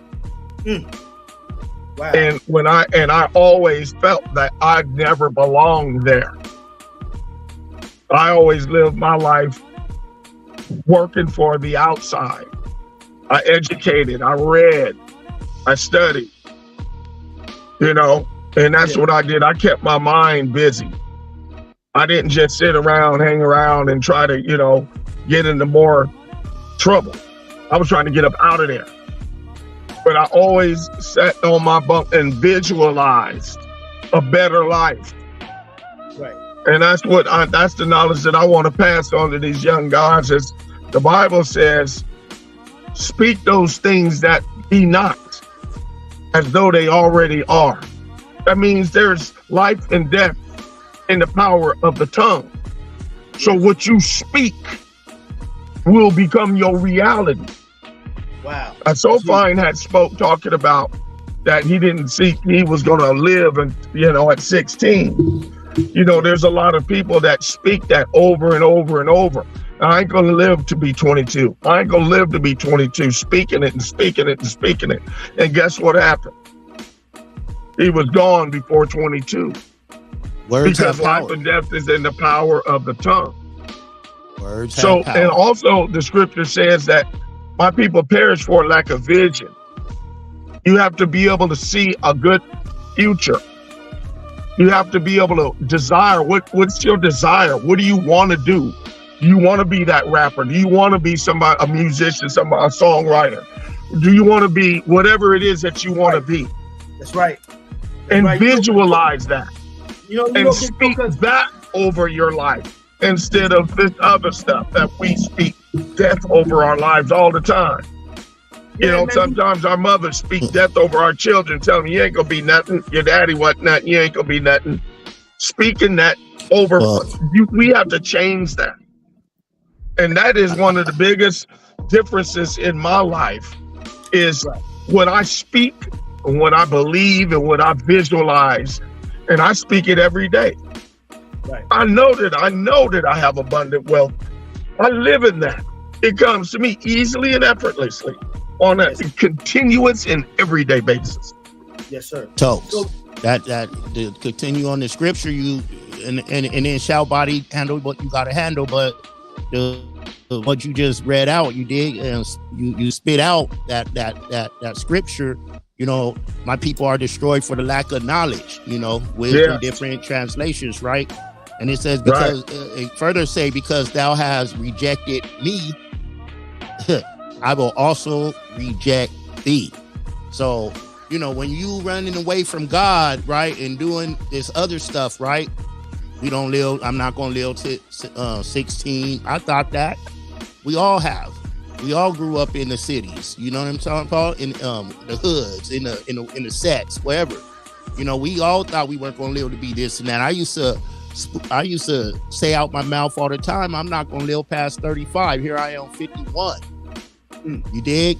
Wow. Well, you know, I never did think that. Got grandkids now, raising grandbaby, got little. You know what I mean? I'm still here. Yeah, I remember my brother and I when I was a young kid. We used to think about what the year 2000, how old we would be when the year 2000 come, and this was in the 70s. I was a young little kid. We thought my brother used to talk about how old we would be at a certain age, at a certain year. And I never did think about not living beyond. I just never have. And, you know, speaking that, that don't make me better than nobody, but it was what I spoke, what my brothers and I talked about. I always, you know, thinking about how we'd be in 2020 or 2030, which ain't even here yet. But, you know, that's just the grace of God. It ain't got nothing to do. But you're here. But I'm here. You know, and I thank God for being here. You know, and I'm going to tell you something, man. I just never gave up hope, man. That's the main thing. I just never gave up hope. Wow. You know, I remember when I turned 50, I'm 60 years old now. But when I turned 50, I said, you know what? This is going to be a whole new chapter of my life. You know, this is chapter 50 now. And I'm going to make it better than the last 50 years. Wow, that's huge. And I'm going to tell you, it's been 10 years since I turned 50. And I'm telling you, my life has exploded in the last 10 years, more than I've ever had in my entire life. And more to come. That's huge, big bro. Hey, check it out, y'all. Hey man, we gotta go to the new dope era now, man. You know, we did a little bit over 30 on this one, man. It's cool, but shit, we good, man. Y'all know how we work real hard, man. I love y'all, appreciate y'all, man. Now, at the end of this session, y'all gotta send a message to the OGs. Now I need that message to the OGs. Starting off with Doc, you got to give a message to the OGs. Good, bad, whatever, but ugly. Let's give a message to the OGs before we out of this one. Go ahead. Man, that's my biggest thing, man, is never give up hope. You know, speak your life existent. You know, get on the frequency and the direction that you want to go. You know, if you want to be in a positive area, start thinking about positive things. Start working towards positive goals. You know, set daily goals, something positive you can do each day, and then increase that. Never give up. Never give up. Never give up, because God is able to do exceedingly, abundantly, and above all that I'm able to ask or think, according to the power that He gives us. And that's truth. You know, look, Jesus said, whatsoever you believe when you pray, believe that you receive it, and you shall have it. Yes, sir, big bro. Thank you, man. Appreciate you, big bro. Trey Boog, let's get it. This message to the OGs. Yeah. Talk to the young guys already. Get the OGs something. Listen. What I want to say is, you know, what we grew up in, you're supposed to be a disciple, though, right? Yes, sir. That means that you're able to be taught and you're able to teach, right? OGs, quit believing that you can't teach an old dog new tricks, because as long as the old dog is willing to learn, there it is. You're gonna learn a new thing. So quit doing that and listen to the young G's, man. We can't just dismiss what they saying, because what they saying is how they feel, right? We didn't get to grow up to say how we feel around grown-ups. They do. Exactly. Listen, decipher it, and then help them develop something better. You did, but you got to be that example you talking about, right? You can't tell them not to do something that you doing. That's right. Guide them, give them guidance, knowledge, instructions, but give them the most important thing is be that example. Thank you. I'm done, man. I said too much. You dig? Hey, go ahead. Hey, so beautiful. What you got to message to the OGs, man? My phone going crazy right. Yeah, my phone going crazy right now. Message to the OGs, not the young guys, the OGs. You talk to the OGs. Yeah. I'm gonna say this to the G's, man. The game ain't to be sold no more, man. Y'all gotta get the game to the motherfuckers that deserve the game, man. The game ain't to be sold, it's to be told, man. Get the game to the motherfuckers that deserve it. All right, 100. Man, my message to the OGs. G, let me tell y'all something, man. Stop arguing about shit that ain't got nothing to do with saving people, man. If we ain't talking about saving people, we ain't got nothing to talk. We don't care about what you're doing outside of that, bro. There it is. What you did to homeboy, we don't care about that. When we come together, fam, let's talk about what we agree on to save the people we need to help save, bro. We need Amen. and the way that we come together as OGs, bro, we show unconditional love to each other in front of the world. This is what OGz and Young Godz is about, man. We showing the world unconditional love. How OGz and Young Godz can come together and build, bro. You know what I mean? Everybody on here can be a young guy. We got a message for them. A real message for the young guys, man. The lies and fake stuff, that's gone, man. We here now. So they can come to the podcast and get in tune with the OGz and Young Godz, and we're gonna make sure we give them some solutions to the problems, G. You know what I mean? So now y'all check it out. Thank y'all so much for that, man. I appreciate y'all for that. Hey, I got a public service announcement. Real quick. The whole time Trey Boogie was talking, it was 619. I screenshotted it. I'm gonna send it to y'all. Love you, man. Appreciate you. All right, we gotta go to the new dope, man. We gotta go to the new dope, man, because, hey, man, we got some 5 videos coming up, man. Check it out. We finna go to the new dope era, man. We almost dumped the show. We gotta go to the new dope, man. Y'all gotta get it. We will see large numbers of poor people, and specifically blacks, going to jail and to prison, and they will not have a chance. In the early 1980s, the nation's slogan was clear. They've been setting us up forever. Crack now has spread to almost every American citizen. But what if I told you that there was more to the crack era than what the white mainstream news media let on? And that it went beyond black and Latinx folks who simply needed to kick a drug habit. The United States entered what became known as the crack era. They've been setting us up all this time. During the 1980s, a new drug somehow infiltrated low-income black and brown communities. They said it was never going to change. And chaos. What up, family? What up, family? Oh, what up, yeah. family? What up, family? Hey, man, how y'all feel about, the Quintel Pro, you know what I mean, the dope game, how they did us, man, you know what I mean? As it was telling us the trap, man, you know what I mean? The first thing they said was the trap, man, you know what I mean? Oh, man, that was the 80s, man. That was the 80s, you know. Let me skip this real quick, big bro. The disconnection from the OGs, but the disconnection from the OGs and Young Guys, this was the beginning of it, bro. The beginning of the disconnection came with the crack era. You see what I'm saying? Because when they put that in the hood, it was meant to destroy the OGs so the Young Guys wouldn't be able to communicate with us and look at us like we zombies and hypes and somebody who went through something. Instead of learning from us, they didn't learn from us. They knew it was going to destroy the mentality of the Young Guys, like SOPHYNE said earlier. That's why they took us away early. You dig what I'm saying? Took the guys who were going back there helping them. They took us away early. So saying that to say, the trap was, they set us up for this. The Young Guys, the message is, the Young Guys OG, they set us up for this. Understand that they set us up for y'all not to be honoring us right now, for us to be going to war with y'all right now. Once we understand that they set us up, now we know how to win the trap. We knew it's a trap. Now we know how to win, bro. It's about us learning how to win. Doc, go ahead, bro. I just want to make sure I put that through as far as when it comes to the dope game era and why we are what we are today right now with OGs, the Young Guys. Well, the crack era back in the 80s, lived through that. I've seen people like, politicians, people that were high level and, in government and education, washing windshields behind crack. Women, men, selling their wives for crack, to the dope man,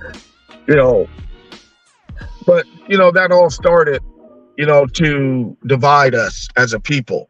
We were more together back in the 60s and 70s. We raised each other, parents. If I did something at my friend's house down there, I might get a spanking and get sent home and then get another spanking by my parents. We just raised each other's kids like that. Communities was more tighter.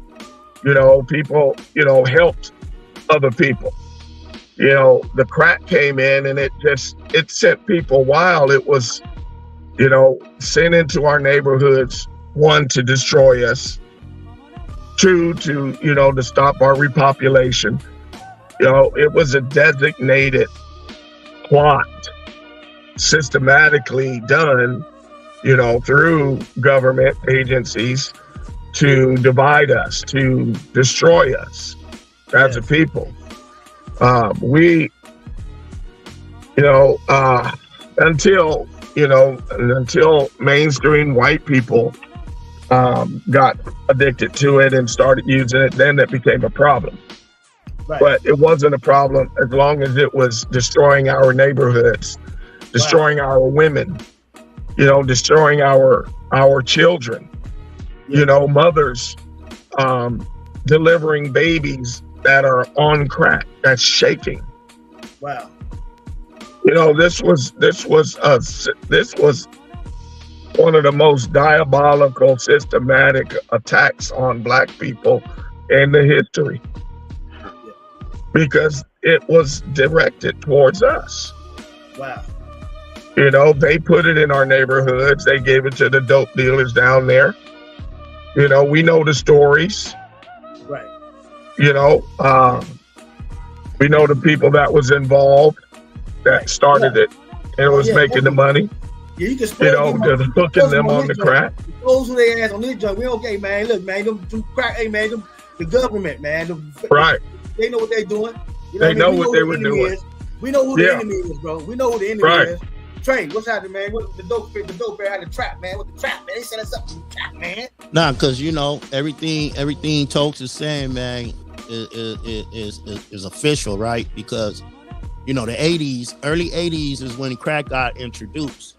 And then 85 is when the guns got introduced, right? So between crack and the guns, and what happened with the guns took away our our parents, our OGs. And I'm a direct what I want to say. I'm a direct it's slipping my mind what I want to say, but my mom and pops descended of it, right? Because my mom and pops in and out of prison. I was raised by my grandparents. Two of my daughters got adopted. You dig? Or my sisters got adopted. You dig? My brother was a sick baby. Rest in peace. He ended up taking his time, his life. You dig? Wow. I seen it.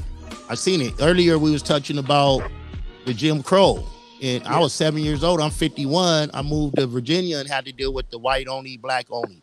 Like this stuff was, and I said it earlier, it was put in our system, in our areas to tear us down and break us down. Because as long as we're divided, we can't be a power. Yes. You feel me? That's as long as we're at each other, most of the time in Dago, you got blood and Crip, different colors, different fashions. You got the essays with the whoop. A family like myself is all mixed up. So I got cousins in every set, every hood, every this and that. You dig? And you go to a funeral or a family function and you see that we're related. But on the street, y'all fighting each other over this imaginary stuff, right? But it's breaking us down and it's everywhere. It's easy to say we need to come together, we need to do this and we need to do this, but it's been being said for years and years and years and years and years that we need to do this. Yeah. It's something that we need to quit letting them break us apart. So as OGs, if you're not dead or in jail, if you still out here and you made that change, be the change the folks need to see, man. Be that person, be that example, change your life. You can't tell, a dummy can't tell nobody nothing. They say if you in a room with three dummies, you're gonna be the fourth one. Don't be that fourth dummy, man. Yes, sir. Thank you, big bro. Appreciate you, man. Yeah. What's up, man, with the crack? How did it affect your life, bro, the people around you? Man, so check this out. I want to say this, and this is like a little bit of everything all y'all was saying. For me, accumulating knowledge and seeing what's going on from the crack era, because, I came to San Diego in 1985, you know what I'm saying? And my uncles and all them, they was heavy dope dealers, you know what I'm saying? And as I accumulated the information and the knowledge and seeing what happened, it's crazy. I wanna say this. Just like Dr. Tokes said, crack was implemented. into the neighborhoods, right? It was an agenda. So understanding that, followed the 3-strike law, right? Wow. The 3-strike law was attached to it was really for like rapists and child molesters and shit like that. But what it did was it put anybody that had 2 strikes in risk of losing their life to the penitentiary, right? So now once the penitentiary starts overflooding with these blacks and Hispanics and these Asians, here comes, watch this, y'all. Here comes, prison, people complaining, well, they're living in prison better than the people on the streets. So they took away conjugal visits.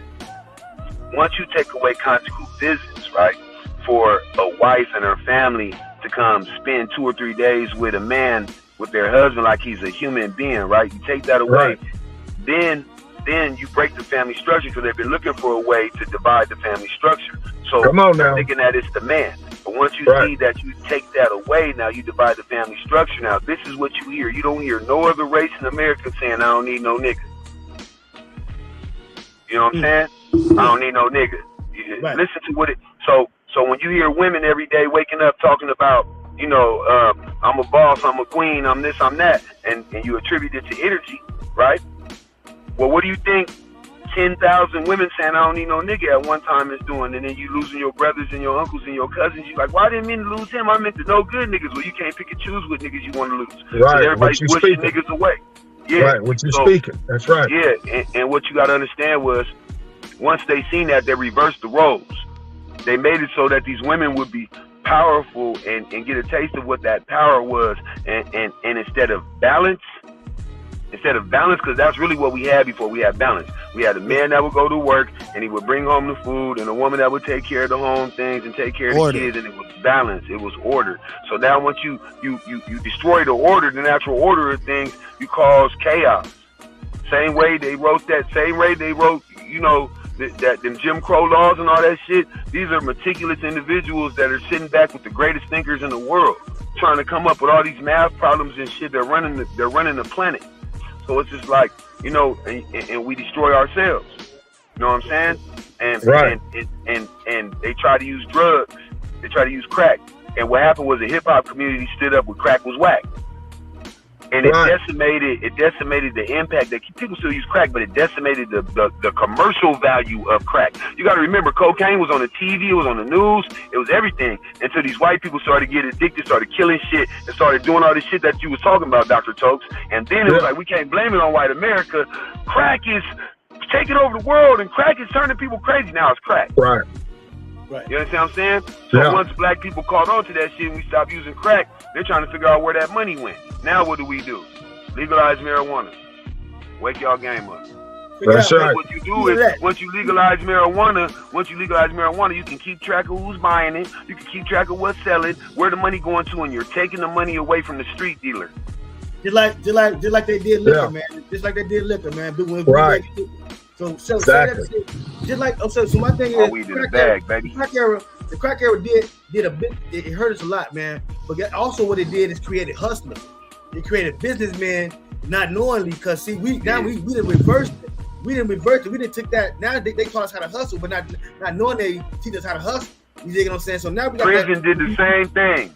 Prison is college. You dig what I'm saying? So now I was going to say that.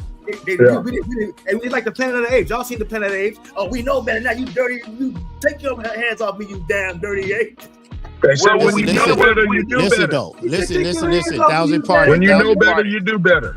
1,000 pardon. When my first time I went to jail, right, in New York, like I was saying, right, I still have my BDUs on.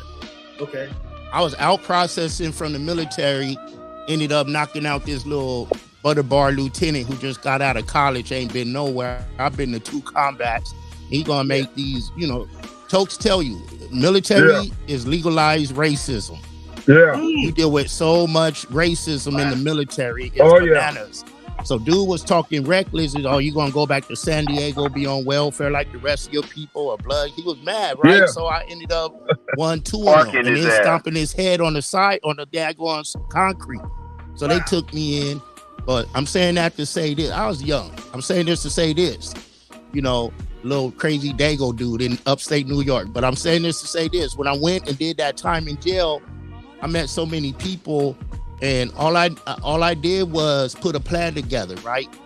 Organize some things, right? I had some some Vice Lords, some Moles, some P Stones, some Bloods, Crips, 5th Ward, 4th Ward. Like, we put it together. I got out and structured this organization in upstate New York. We're gonna have people on here that could verify these and talk about this stuff. And it just made me to be who I was born to be. Like I said, it took years of going in and out for me to look in the mirror and be like, I don't want to be, this ain't who I'm trying to be. You know what I mean? Man, I lost my thought off that.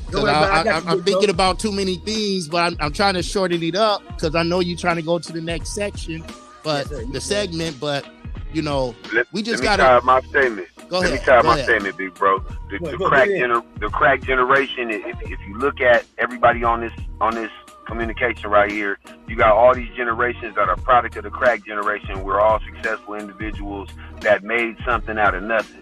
They told us pull ourselves up by our bootstraps and then give us no boots, so we made boots. We went to prison, we made college because they took college from us.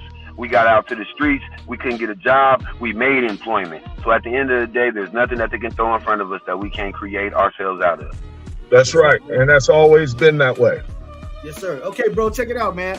We're in the new dope section right now, so man, our bro SOPHYNE got a new movie coming out, man. You know what I mean? And I want to introduce our next video, man, for the new movie, bro. You know what I mean? We got the new dope, man. We got to show what the new dope is about. We got to show the new dope. Let's get it, man. What's the new video? What's the name of the video, G? Let's go. The beginning. Yeah.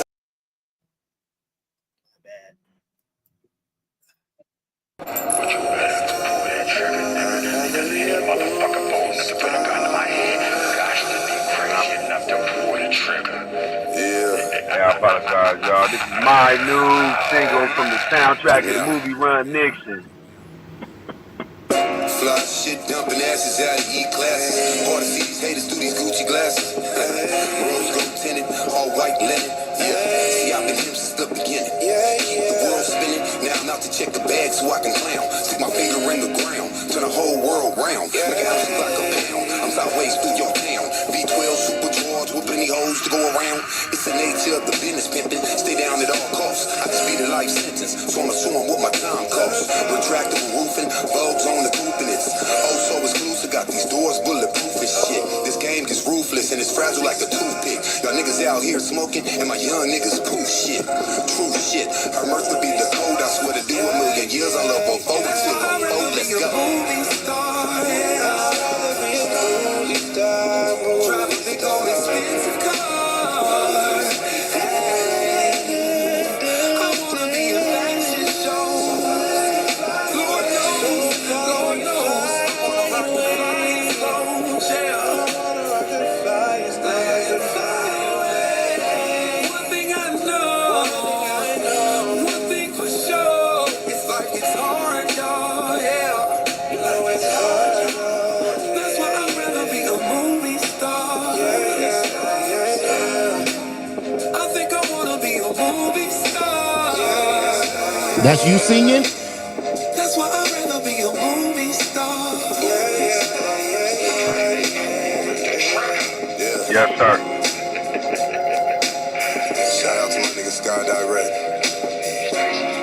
and the whole Run Nixon cast. Finesse, I see you, baby. Killing with that finesse. That's why I'd rather be a movie star. Yeah. That's right. You was raised in church, huh? No. A propaganda soul, Charlie Mac. Double up your product, all your extras, I can bring it back. Let's stop, pause, and pose for the camera. Banging to some Santana with bandanas. Tied knots around my leg, sinus. 600 AMG. Oh yeah, that's the big body. I turned dirt into some fruits. Went from khaki to suits to blowing doji out the roof of this AMG coupe. I came a long way from nothing. So some Gucci's for my Gucci. Put some diamonds in my smile. Just to tell how a nigga went from rags to riches. I went from having no dough or hoes to the baddest bitches. But that's the story of my life. They crucified Jesus Christ. I'm just happy that I walked away with 6 instead of life. But who am I? Besides another ghetto fixed shit. Ask about me, boy, they say my life life's a motion picture, but what make you stronger can't hurt you. The big homie SOPHYNE told me patience is a virtue. Even against all odds, tell them grind, boy, grind. And if the sun turn purple, I say shine, boy, shine. You see me, I'm a little more classy, nigga. But chances are, I'ma have to blast me a nigga, have to mash me a nigga. I'm lit like porch lights, finesse the track every time I write.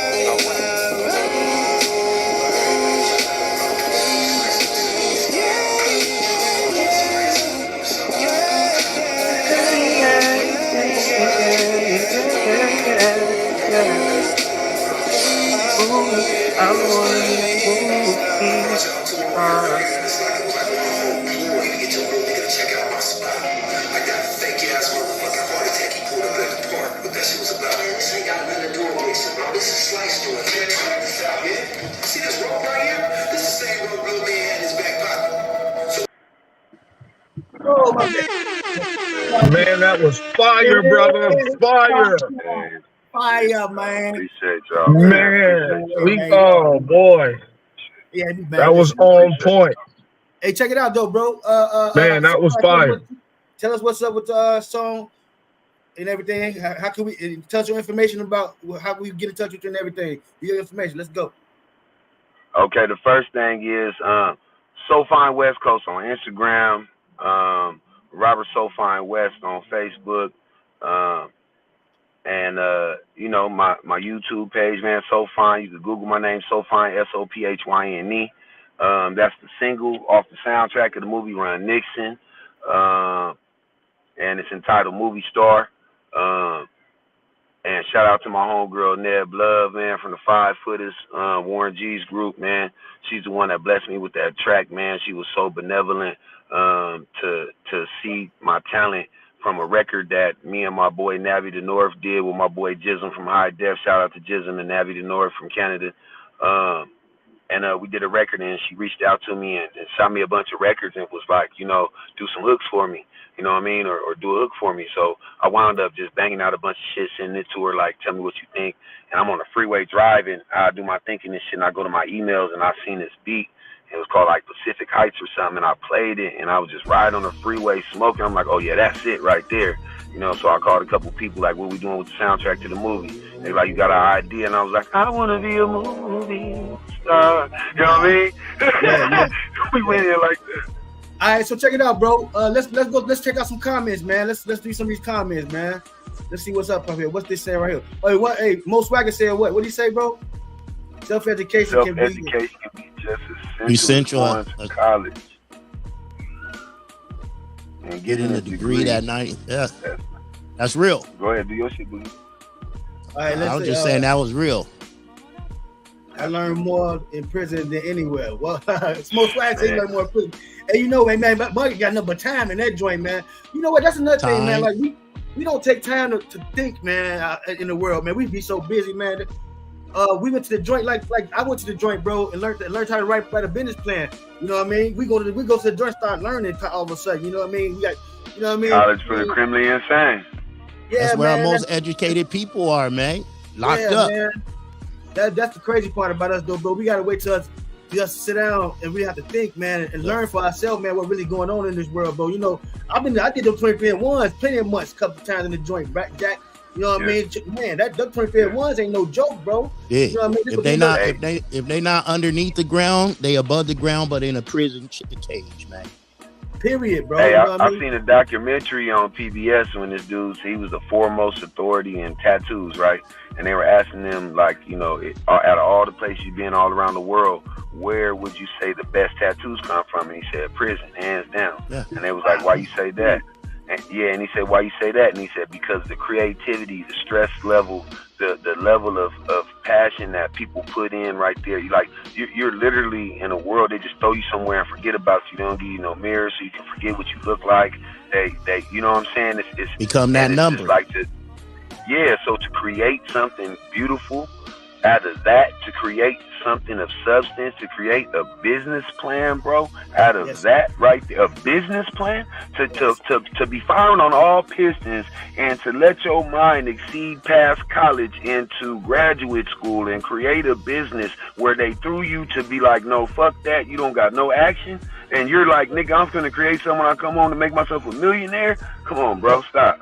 Bro, hey, bro, and guess how? Hold on, I ain't gonna know law, but I learned. Guess how I learned? For other business owners who was locked up, they locked up for a traffic ticket. They locked up for a traffic ticket. I'm at their neck. Like, hey man, how did you do it? I actually had a business owner in the joint, millionaire business owner, teach me how to sending me paperwork in. Like, so this how you write, this how you do the business plan. I'm talking about sending me paperwork in, bro. I'm like, I got to have my own business when I get out. So I was not finna go be. I know I'm used to that fast money, and I know I wasn't gonna be out there trying to work for nobody for the rest of my life, bro. So I had to figure a way out, man. I'm a dope dealer. I'm an ex-dope dealer, so my hustle game is too crazy to be taking time playing games. So I had to do something, figure out something I'm better to do when I get out, man, and own something. I didn't want to go look for no job, bro. I knew they weren't gonna give me the job I wanted. I'm like, fuck that. Replace the dope. No, man. Replace the dope with a different product, nigga. You know what I'm saying? You said last time. If you was a hustler and organized, you was in an organization, right? And you had to, if you was a dope dealer, if you was whatever, you had to build your team, you had to strategize, you had to this and that. So there's no reason you can't run a legal business. You have all the tools. Same thing. It's the same thing. Oh man. Same thing, y'all. You have all the tools to win. The secret is to win. It's the same thing. And the discipline and dedication and determination. You have all the skills. Find out what you love to do and do it. They can't chase us off the block. Find out what you love to do and do it, man. Hey, that was the biggest thing too. When I was in prison, I seen so many young motherfuckers, bro, that look up to me, and the realization that these young motherfuckers look up to me, it's like now you walking looking down. You know what I'm saying? As for when you was walking with your head up and your chest out, now you notice that motherfuckers is watching what you're doing because you setting a solid example. Now you walking looking down, making sure you don't trip, making sure you don't walk on no cracks, making sure you don't fumble, make sure you don't, you know what I'm saying? And it's just like, it's just like, bro, like we owe all the misguidance that we have and we know better. We owe it not even to these people, but we owe it to ourselves, homie, to just change one motherfucker's thought process. Yes, sir. Hey, man, let's go one more. Got another comment down there. One way said, I did 13 months, said doing 23 and 1, 2 days out a week, and other 5 days, 24 hours in my room. My last year out of my 7 years. So look, G, he talking about he been locked up. He was locked up 7 years, and he did all that time. Now he in the bed locked down, talking right now with us. Doing his thing, man. Mo Swagger, man. His last year. And Swagger doing. Like, he did 7 years. Swagger doing more than most. He been in the bed 7 years, bro. Right. Doing his thing. He's locked up for 7 years. He did all this in the 7 years he's locked up. Then he get out. Then he get shot 7 times. And then he gets shot 7 times. He's in the bed right now as we speak, making videos, doing music. This dude's doing more than a lot of people that in a situation. That's my motivation right there, man. Swagger, I'm glad you introduced me to him, Shao Body. Yes, sir. That's my motivation right there, dealing with what I'm dealing. Man, if he could do it, I could do it, man. All right, man, I ain't gonna lie. Now, man, we gotta get back. We got some more dope to sell. We got some more dope to sell, man. We got some more dope to sell, y'all. I be excited when I sell my dope. You know, I feel like I'm on the block right now. You know, I'm actually on the block. I got that. Hey, man, listen, I got some new dope to sell, man. Man. So check it out, man. We're gonna go to SOPHYNE. We got another SOPHYNE joint, man. We got, hey, man, this dude, man. I'm talking about he be on fire. Oh, it's my dope. Oh man! We gotta do one more for you. Real quick. And then we gotta go to the video of the week, y'all. Now, matter of fact, hey, SOPHYNE, can we go to the video of the week first, then come back to you? Can we do that? I'm asking you. Why not? All right, Man, come on, ladies and gentlemen, we are now introducing to y'all the video of the week. Video of the week, man. Y'all better rock out with my man. He's going down.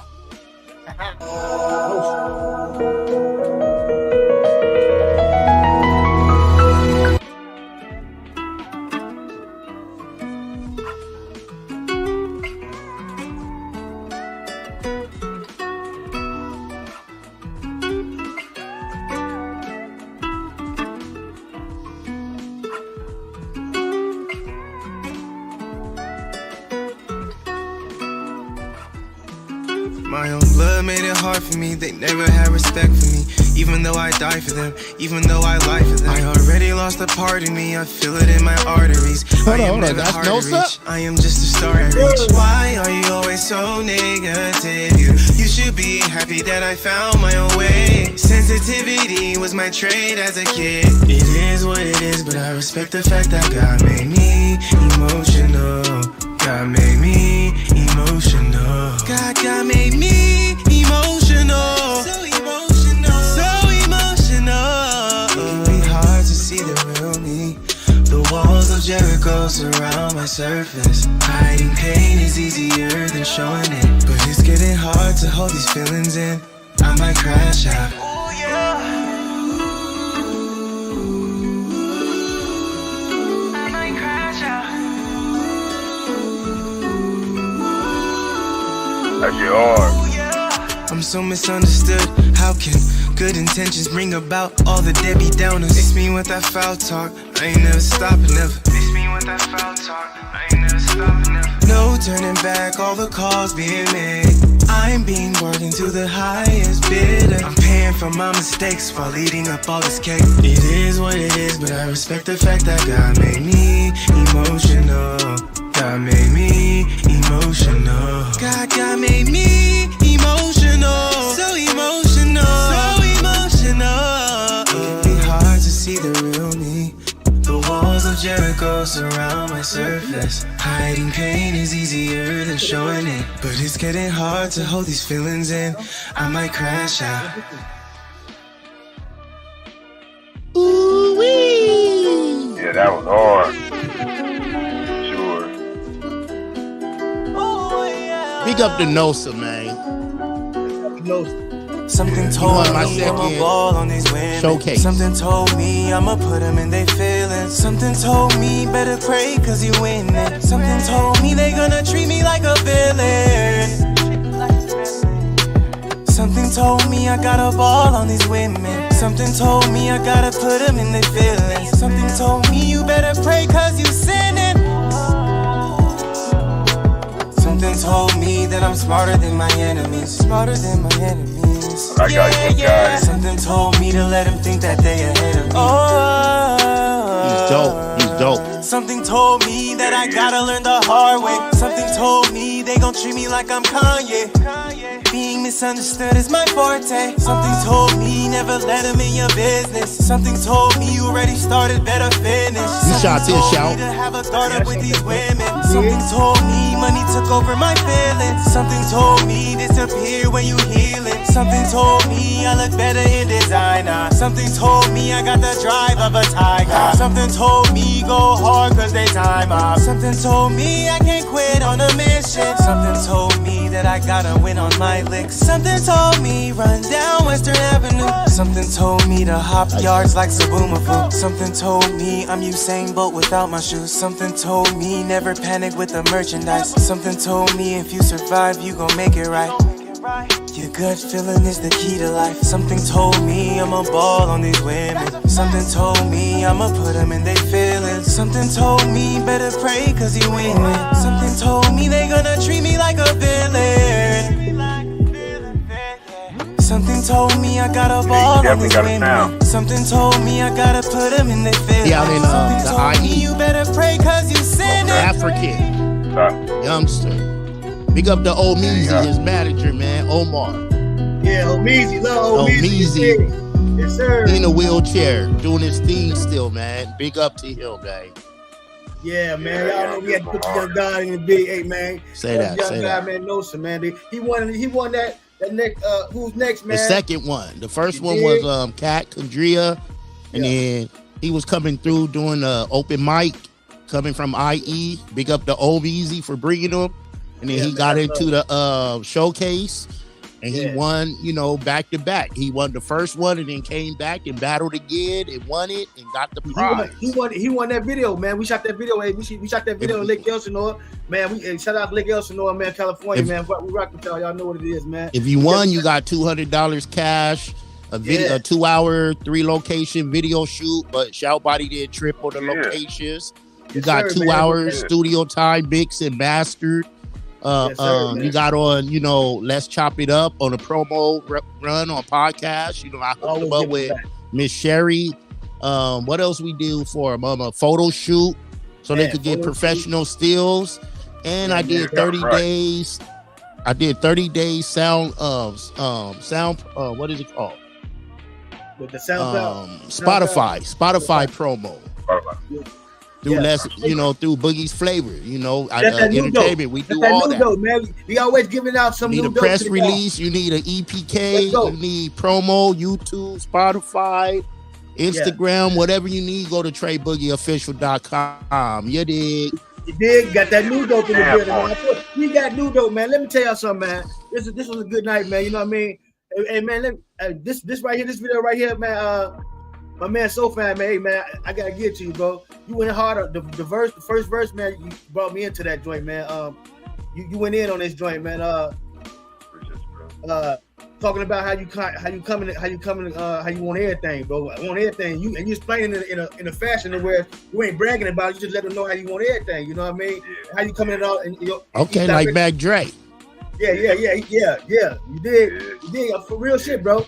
So you know that's what I feel about this next track, man. It's called Everything, man. You know, this the new dope section, man. So we gotta hit y'all with everything we got with this new dope.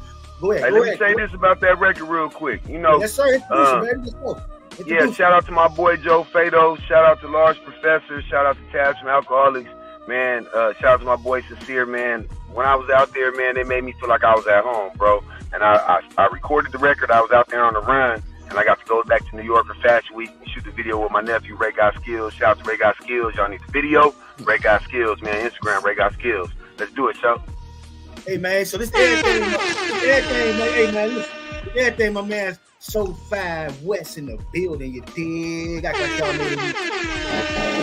I want the money in the car. Cars and clothes. Magic can take place.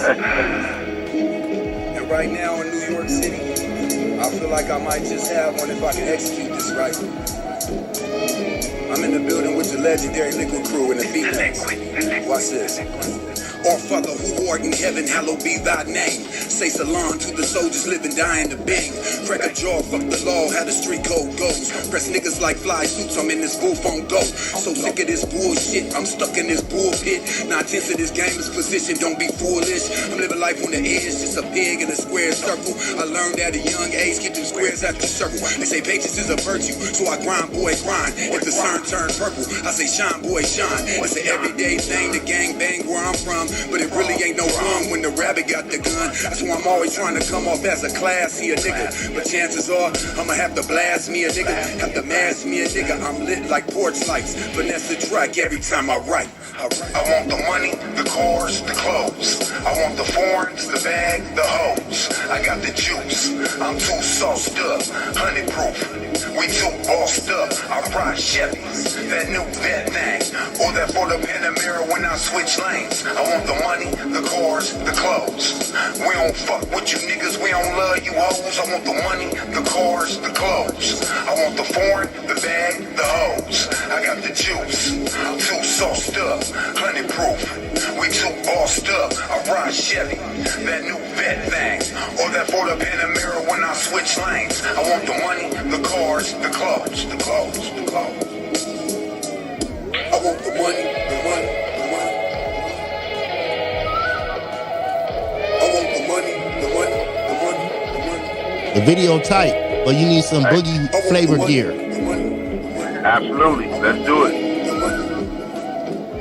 Got you. You already know it. I want the cars, the clothes, the hoes, the gun clack against this medicinal jar in my backpack. 101 northbound, 64 Cadillac. All I ever wanted was to be the biggest baller. Fuck the baddest bitch, flip a rag, deuce and baller. Now I'm dressed in liquid, smoking loud with beat nuts. Clutch at 38's best, better duck when the heat busts. Most don't realize there's three type of people. One gon' watch your every move, anxious to repeat you. The next nigga, yeah, now you only good at talking. The third type will execute. Every time you walk in, every time it's popping. Every time we split the trap, money is the topic, the topic. We hot like boiling lava, keep it lit for my people. There can never be no equal to no loquero conmigo. But who am I? You think I'm just some basic street fiction? Ask about me, boy, they say my life's the most addiction. I love big cars, big breasts, big guns, big checks, loud weed, glass packs, duck down, bust back, bust back.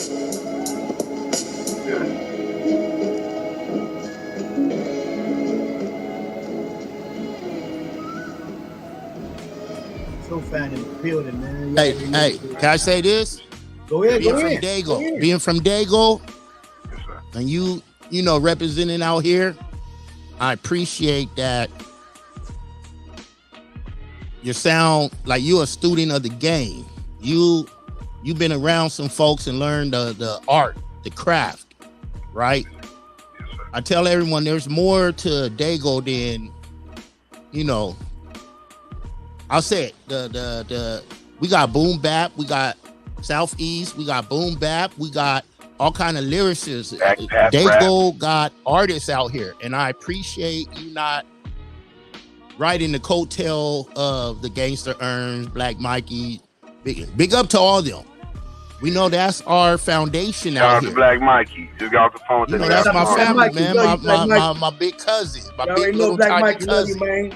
My big little tiny black cousin. But hey, man, him got a record too called Blood Cousins. It's hot. Y'all look for that. Go ahead.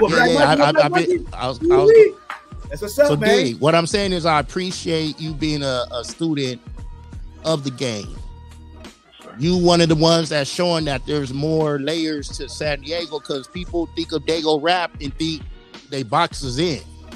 But there's so much. Big up to the Sham Blacks and the Rick Scales and the Nimmies and, you know, the Loch Ness, all the OB, the Oceanside, the Escondido, the, you know, North County rappers. There's so many rappers out here and so many artists and the R&B artists. Man, I love my town.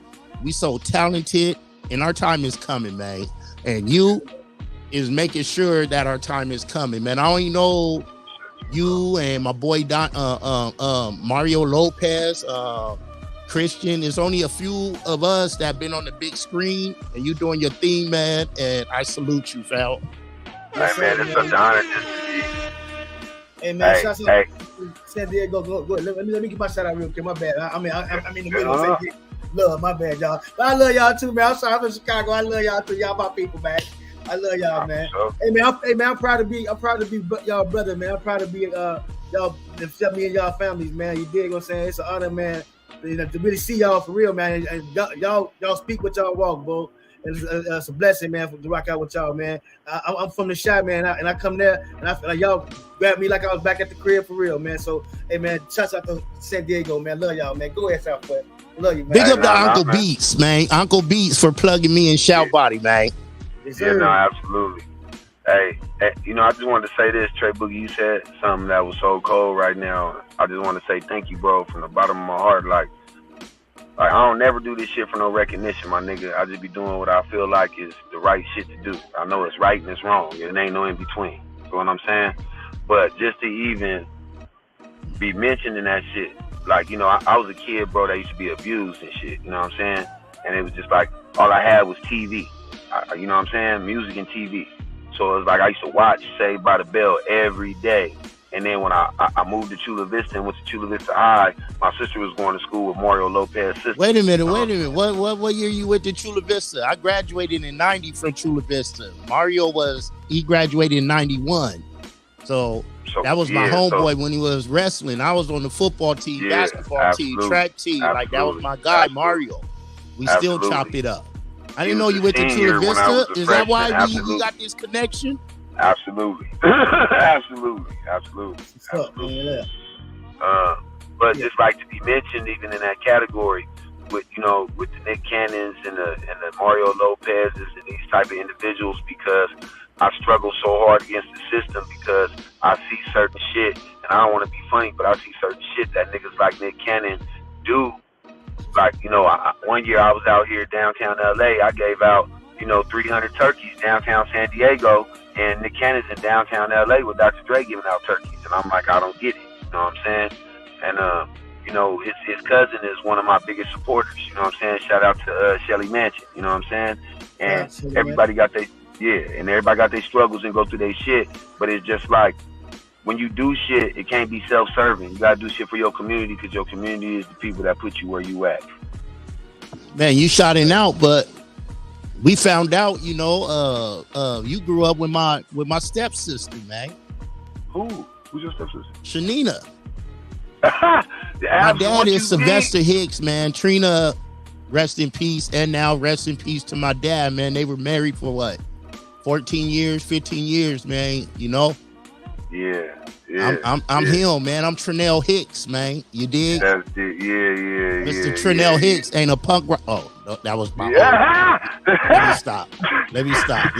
Hey, check it out, y'all. We over the 2 minute mark, 2 hour mark, right? But look, we gonna get 10 more minutes in real quick. But I want to make sure everybody get their thing in. So I just want to get the solution to the problem out the way, then we can finish them off, y'all. But the solution to the problem, man, well, we gonna come up with this, y'all. Check it out. I got y'all too. We finna talk about nicknames. This is gonna be our last subject today for the night, the nicknames. And when I'm bringing up nicknames, because of the last song on the show gonna be called nicknames, me and Godson. And by all us having nicknames, so-called nicknames, I feel like we should break down why we call us that nickname, who we are. Okay. And if I break mine down first, I will. You know, I love to break mine down because they want to play with the game. You dig? So I can go first. So, you know, but I want to get the OGs for the subject for the night is called nicknames. And then one more thing before we answer that question is, I'm gonna let y'all know the big question for the night is, so y'all gotta know this before the podcast over with. If y'all can't know about next week, it's cool. But what year did the first Thug Bible come out? That's the question for the week. What year did the first Thug Bible come out? That's the question of the week, y'all. If y'all don't know about it in this broadcast, then I will put the 3 years up and y'all next week. Anyway, back to what I was saying. Can I drop a hint, somebody? Can I drop a hint? Just one hint? Give him a little bit, just a little piece. Okay, if I could drop a hint to y'all, for y'all intelligent listeners, I would say Kobe Bryant dropped 2 digits. Yeah, good one. That's great. I love that. All right, check it out, man. So, the nicknames, bro. I'm not so fine. Where your nickname come from, bro? Man, it's self-explanatory, you know what I'm saying? And then you honor that as a nickname.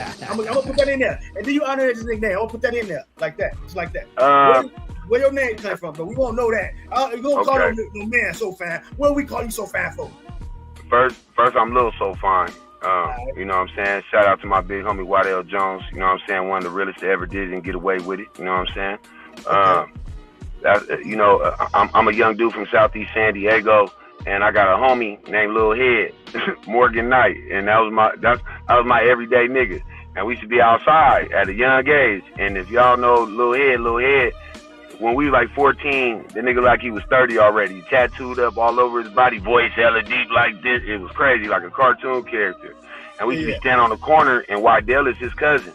So we used to see Waddell. Waddell was Big Pimpin'. We used to see him flying down the street with this big ass green glass house with the Raiden hat. And niggas like, you gonna give me that hat? I'm gonna get the hat. And then, you know, we got older and shit, and I started going to school out there in Imperial Beach. And there was this girl chased me around school all the time. Oh my God, you're so fine. She was a nerd though, I ain't gonna lie. Like a real nerd. Oh my God, you're so fine, with the mouth guard and all that shit. And I went to another school and everybody like, oh, you that SOPHYNE guy, and it just stuck. You know what I mean? Oh, that's good. That's good. That's a good stuff. I love it, man. I love it. Thank you, man, for sharing that with us. Cause we don't know where them names come from. They'll be like, what? So, you know, we gonna get the world what it is. You know what I mean? This is where we come from. You dig? And that's why we honor where we come from. Trey Boog, come on, man. I keep calling you Boogie, man. And Boogie Flavor. What? Man, what's Listen. Man? That was later on in life, right? But growing up, my daddy was Daddy Vest. You dig? So they used to call me Little Vest. You know what I'm talking about? And then when I grew up, going to Chula Vista and all that, that's when I first I got spotted by some folks that was in Vicious Beat Posse. So once I was in Vicious Beat Posse, they knew me as Boo Boo before I went into the Army. That was my dad's name, right? Then in New York, you know, in the wartime, Trey got developed. You know what I mean? Trey was born. And then so when I came back to the world in New York, they know me as Trizay or Trey 8. Because that's what I used to carry around all the time, right? When I was doing my thing. Then, you know, Boogie has always been here in between all that, right? And when I came back and I was back on them boulevards and stuff and going state to state, they said the way I used to have them walking around on them tracks, it was like they was dancing, right?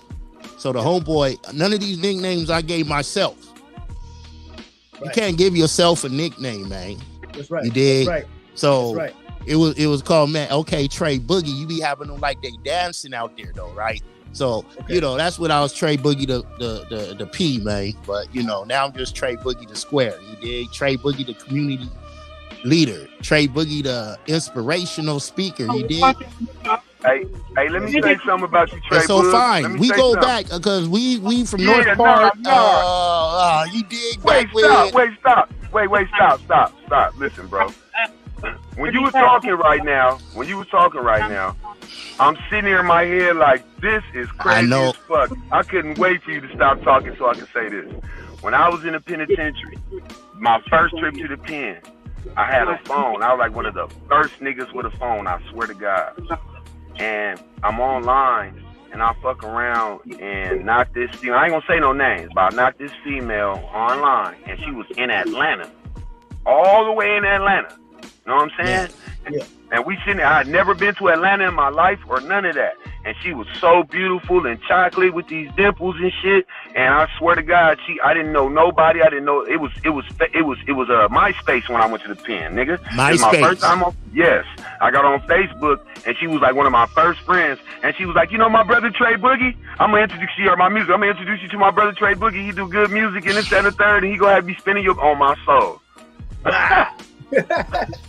That dude, man. Hey, locally respected, internationally known. You did, but I'm just a square now. Get at me. All right, so real talk. So Shout Body, man. That came. That's called me Lil Rose back in the crib. Lil Rose G for my Rose G. Lil Rose G. So short for Roosevelt. That's my middle name. You dig?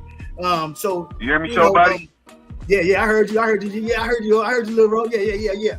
That's definitely, man. But Shout Body was born. I was getting called Lil Rose G most of the time I was growing up. My neighborhood, man, you know what I mean? We all had my little brother named Swole G. You know what I mean? We all came up with nicknames with each other that replicate who we are. But I became Shout Body through the penitentiary. I was in the joint, man. I was always a little cocky little dude, man. I was a little cocky. I was just lift weights and stuff like that. And we was in the joint, man. And one of the guys naming it was Short Body, and they was calling him Short Body. And then they wouldn't ask me my name. Sometimes I was walking around the joint, and they was calling me Short Body. I'm like, no, my name ain't Short Body. And then the Short Body that was in the joint with me, that name was Short Body. He's like, man, no, man, you Short Body. I'm like, what? You know what? I'm Short Body too. I'll be Short Body too. So that's how I end up becoming Short Body through being a little cocky dude in the joint, short little dude, and everybody thought and mixing me up with a dude's name. With neck braids. His name was Short Body though, so that's what made me change my name to Shout Body, because his name was Short Body, SHORT Body, and so I said, man, I don't want to be the same thing as him. I don't want to be the same. Like, so I just I'm gonna figure a way to change man and make mine a little different. Shout Body. So that's how I end up spelling SHAULT. But they still call you Short Body. I be correcting folks left and right, man. Yeah. Shout Body, man. Not no short. Just cause y'all teasing them now. Y'all bullying them. you hype bullying them, man. Yeah, man. But I got mine coming through the penitentiary, man. That's what mine really landed at, man. And I took it as a gift for me to tell you the truth, because tell you the truth, bro, it became a force, man, because right now, man, you know how powerful that word is, man. Not knowing that I was giving myself a name like that, but not knowing how powerful I was gonna make it, man, how powerful it is, because bad being one of a kind. What happened to SOPHYNE? He probably fell out, man. Okay. Hey, OG fell out too. Yeah, both of them. But go ahead. Hey, y'all, we almost over with the show. Almost over, man. We gonna be out in 4-5 more minutes. Yeah, I do apologize for the technical difficulties I've been having on my end. Yeah, man, my bad, OG. Yeah, my phone just completely had died. We talking about nicknames. We talking about nicknames. Shout Body saying where his nickname came from, so we gonna need you next, pal. Yeah, we're gonna need you next. Then we gotta close out, bro. All right, that sounds good. I'm gonna finish off, bro. I'm almost done. So yeah, my name came Shout Body now. And then what happened was I ended up studying the name and found out what it really came from, man. And all of a sudden, I found out the name was it's a real powerful name, bro. I looked into it, man. Found out what the S mean, the H, the A. I actually posted on Facebook what the name mean, man. It was unbelievable because it resembles. It has something about being a king. It's about being a king and being powerful, and it says something about doing something with others without expecting nothing in return. That type of person, and that's what the definition was, and it scared me, man.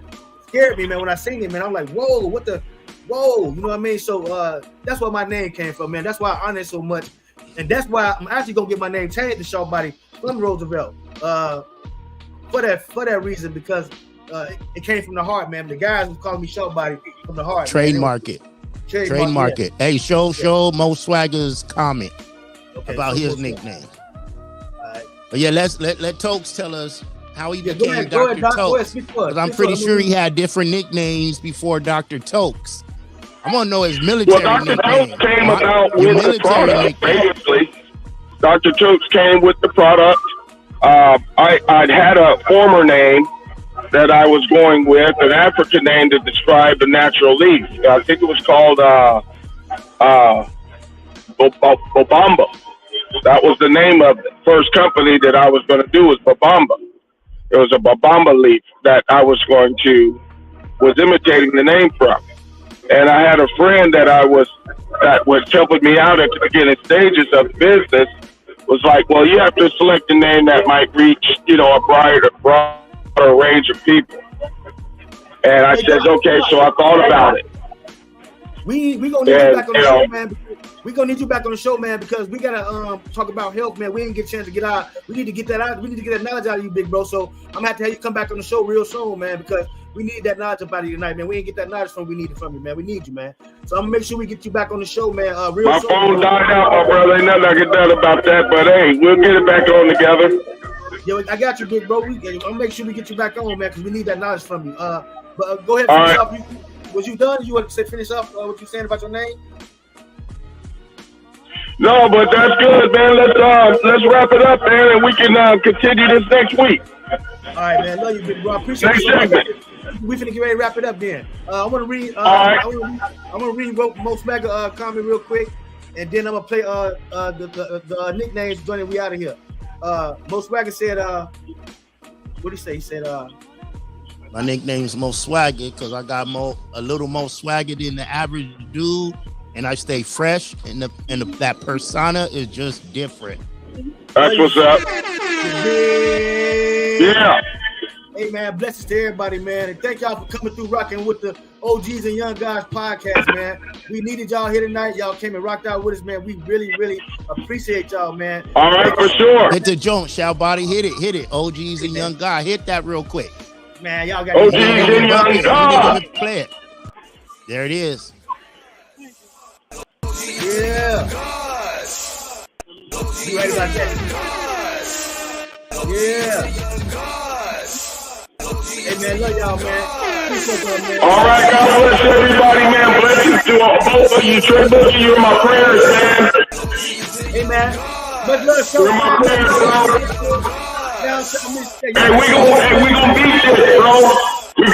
I'm gonna send you a text of some things, man, the Dr. Shady formulas that help with this camp with this stuff. That's going real bad. All right, so we can have to walk out of here, man. All right, I'm gonna holler at you. Hey, I'm gonna holler at you, Trey. Stay on. We gonna be riding out with nicknames, man. The video coming out. We finna rock out with nicknames, y'all. Get in. Flavor, Dr. Tokes, SOPHYNE West. Love y'all, man. We out of here. Real name. You want my real name? Sorry. My real name is Slave on the names in the hood.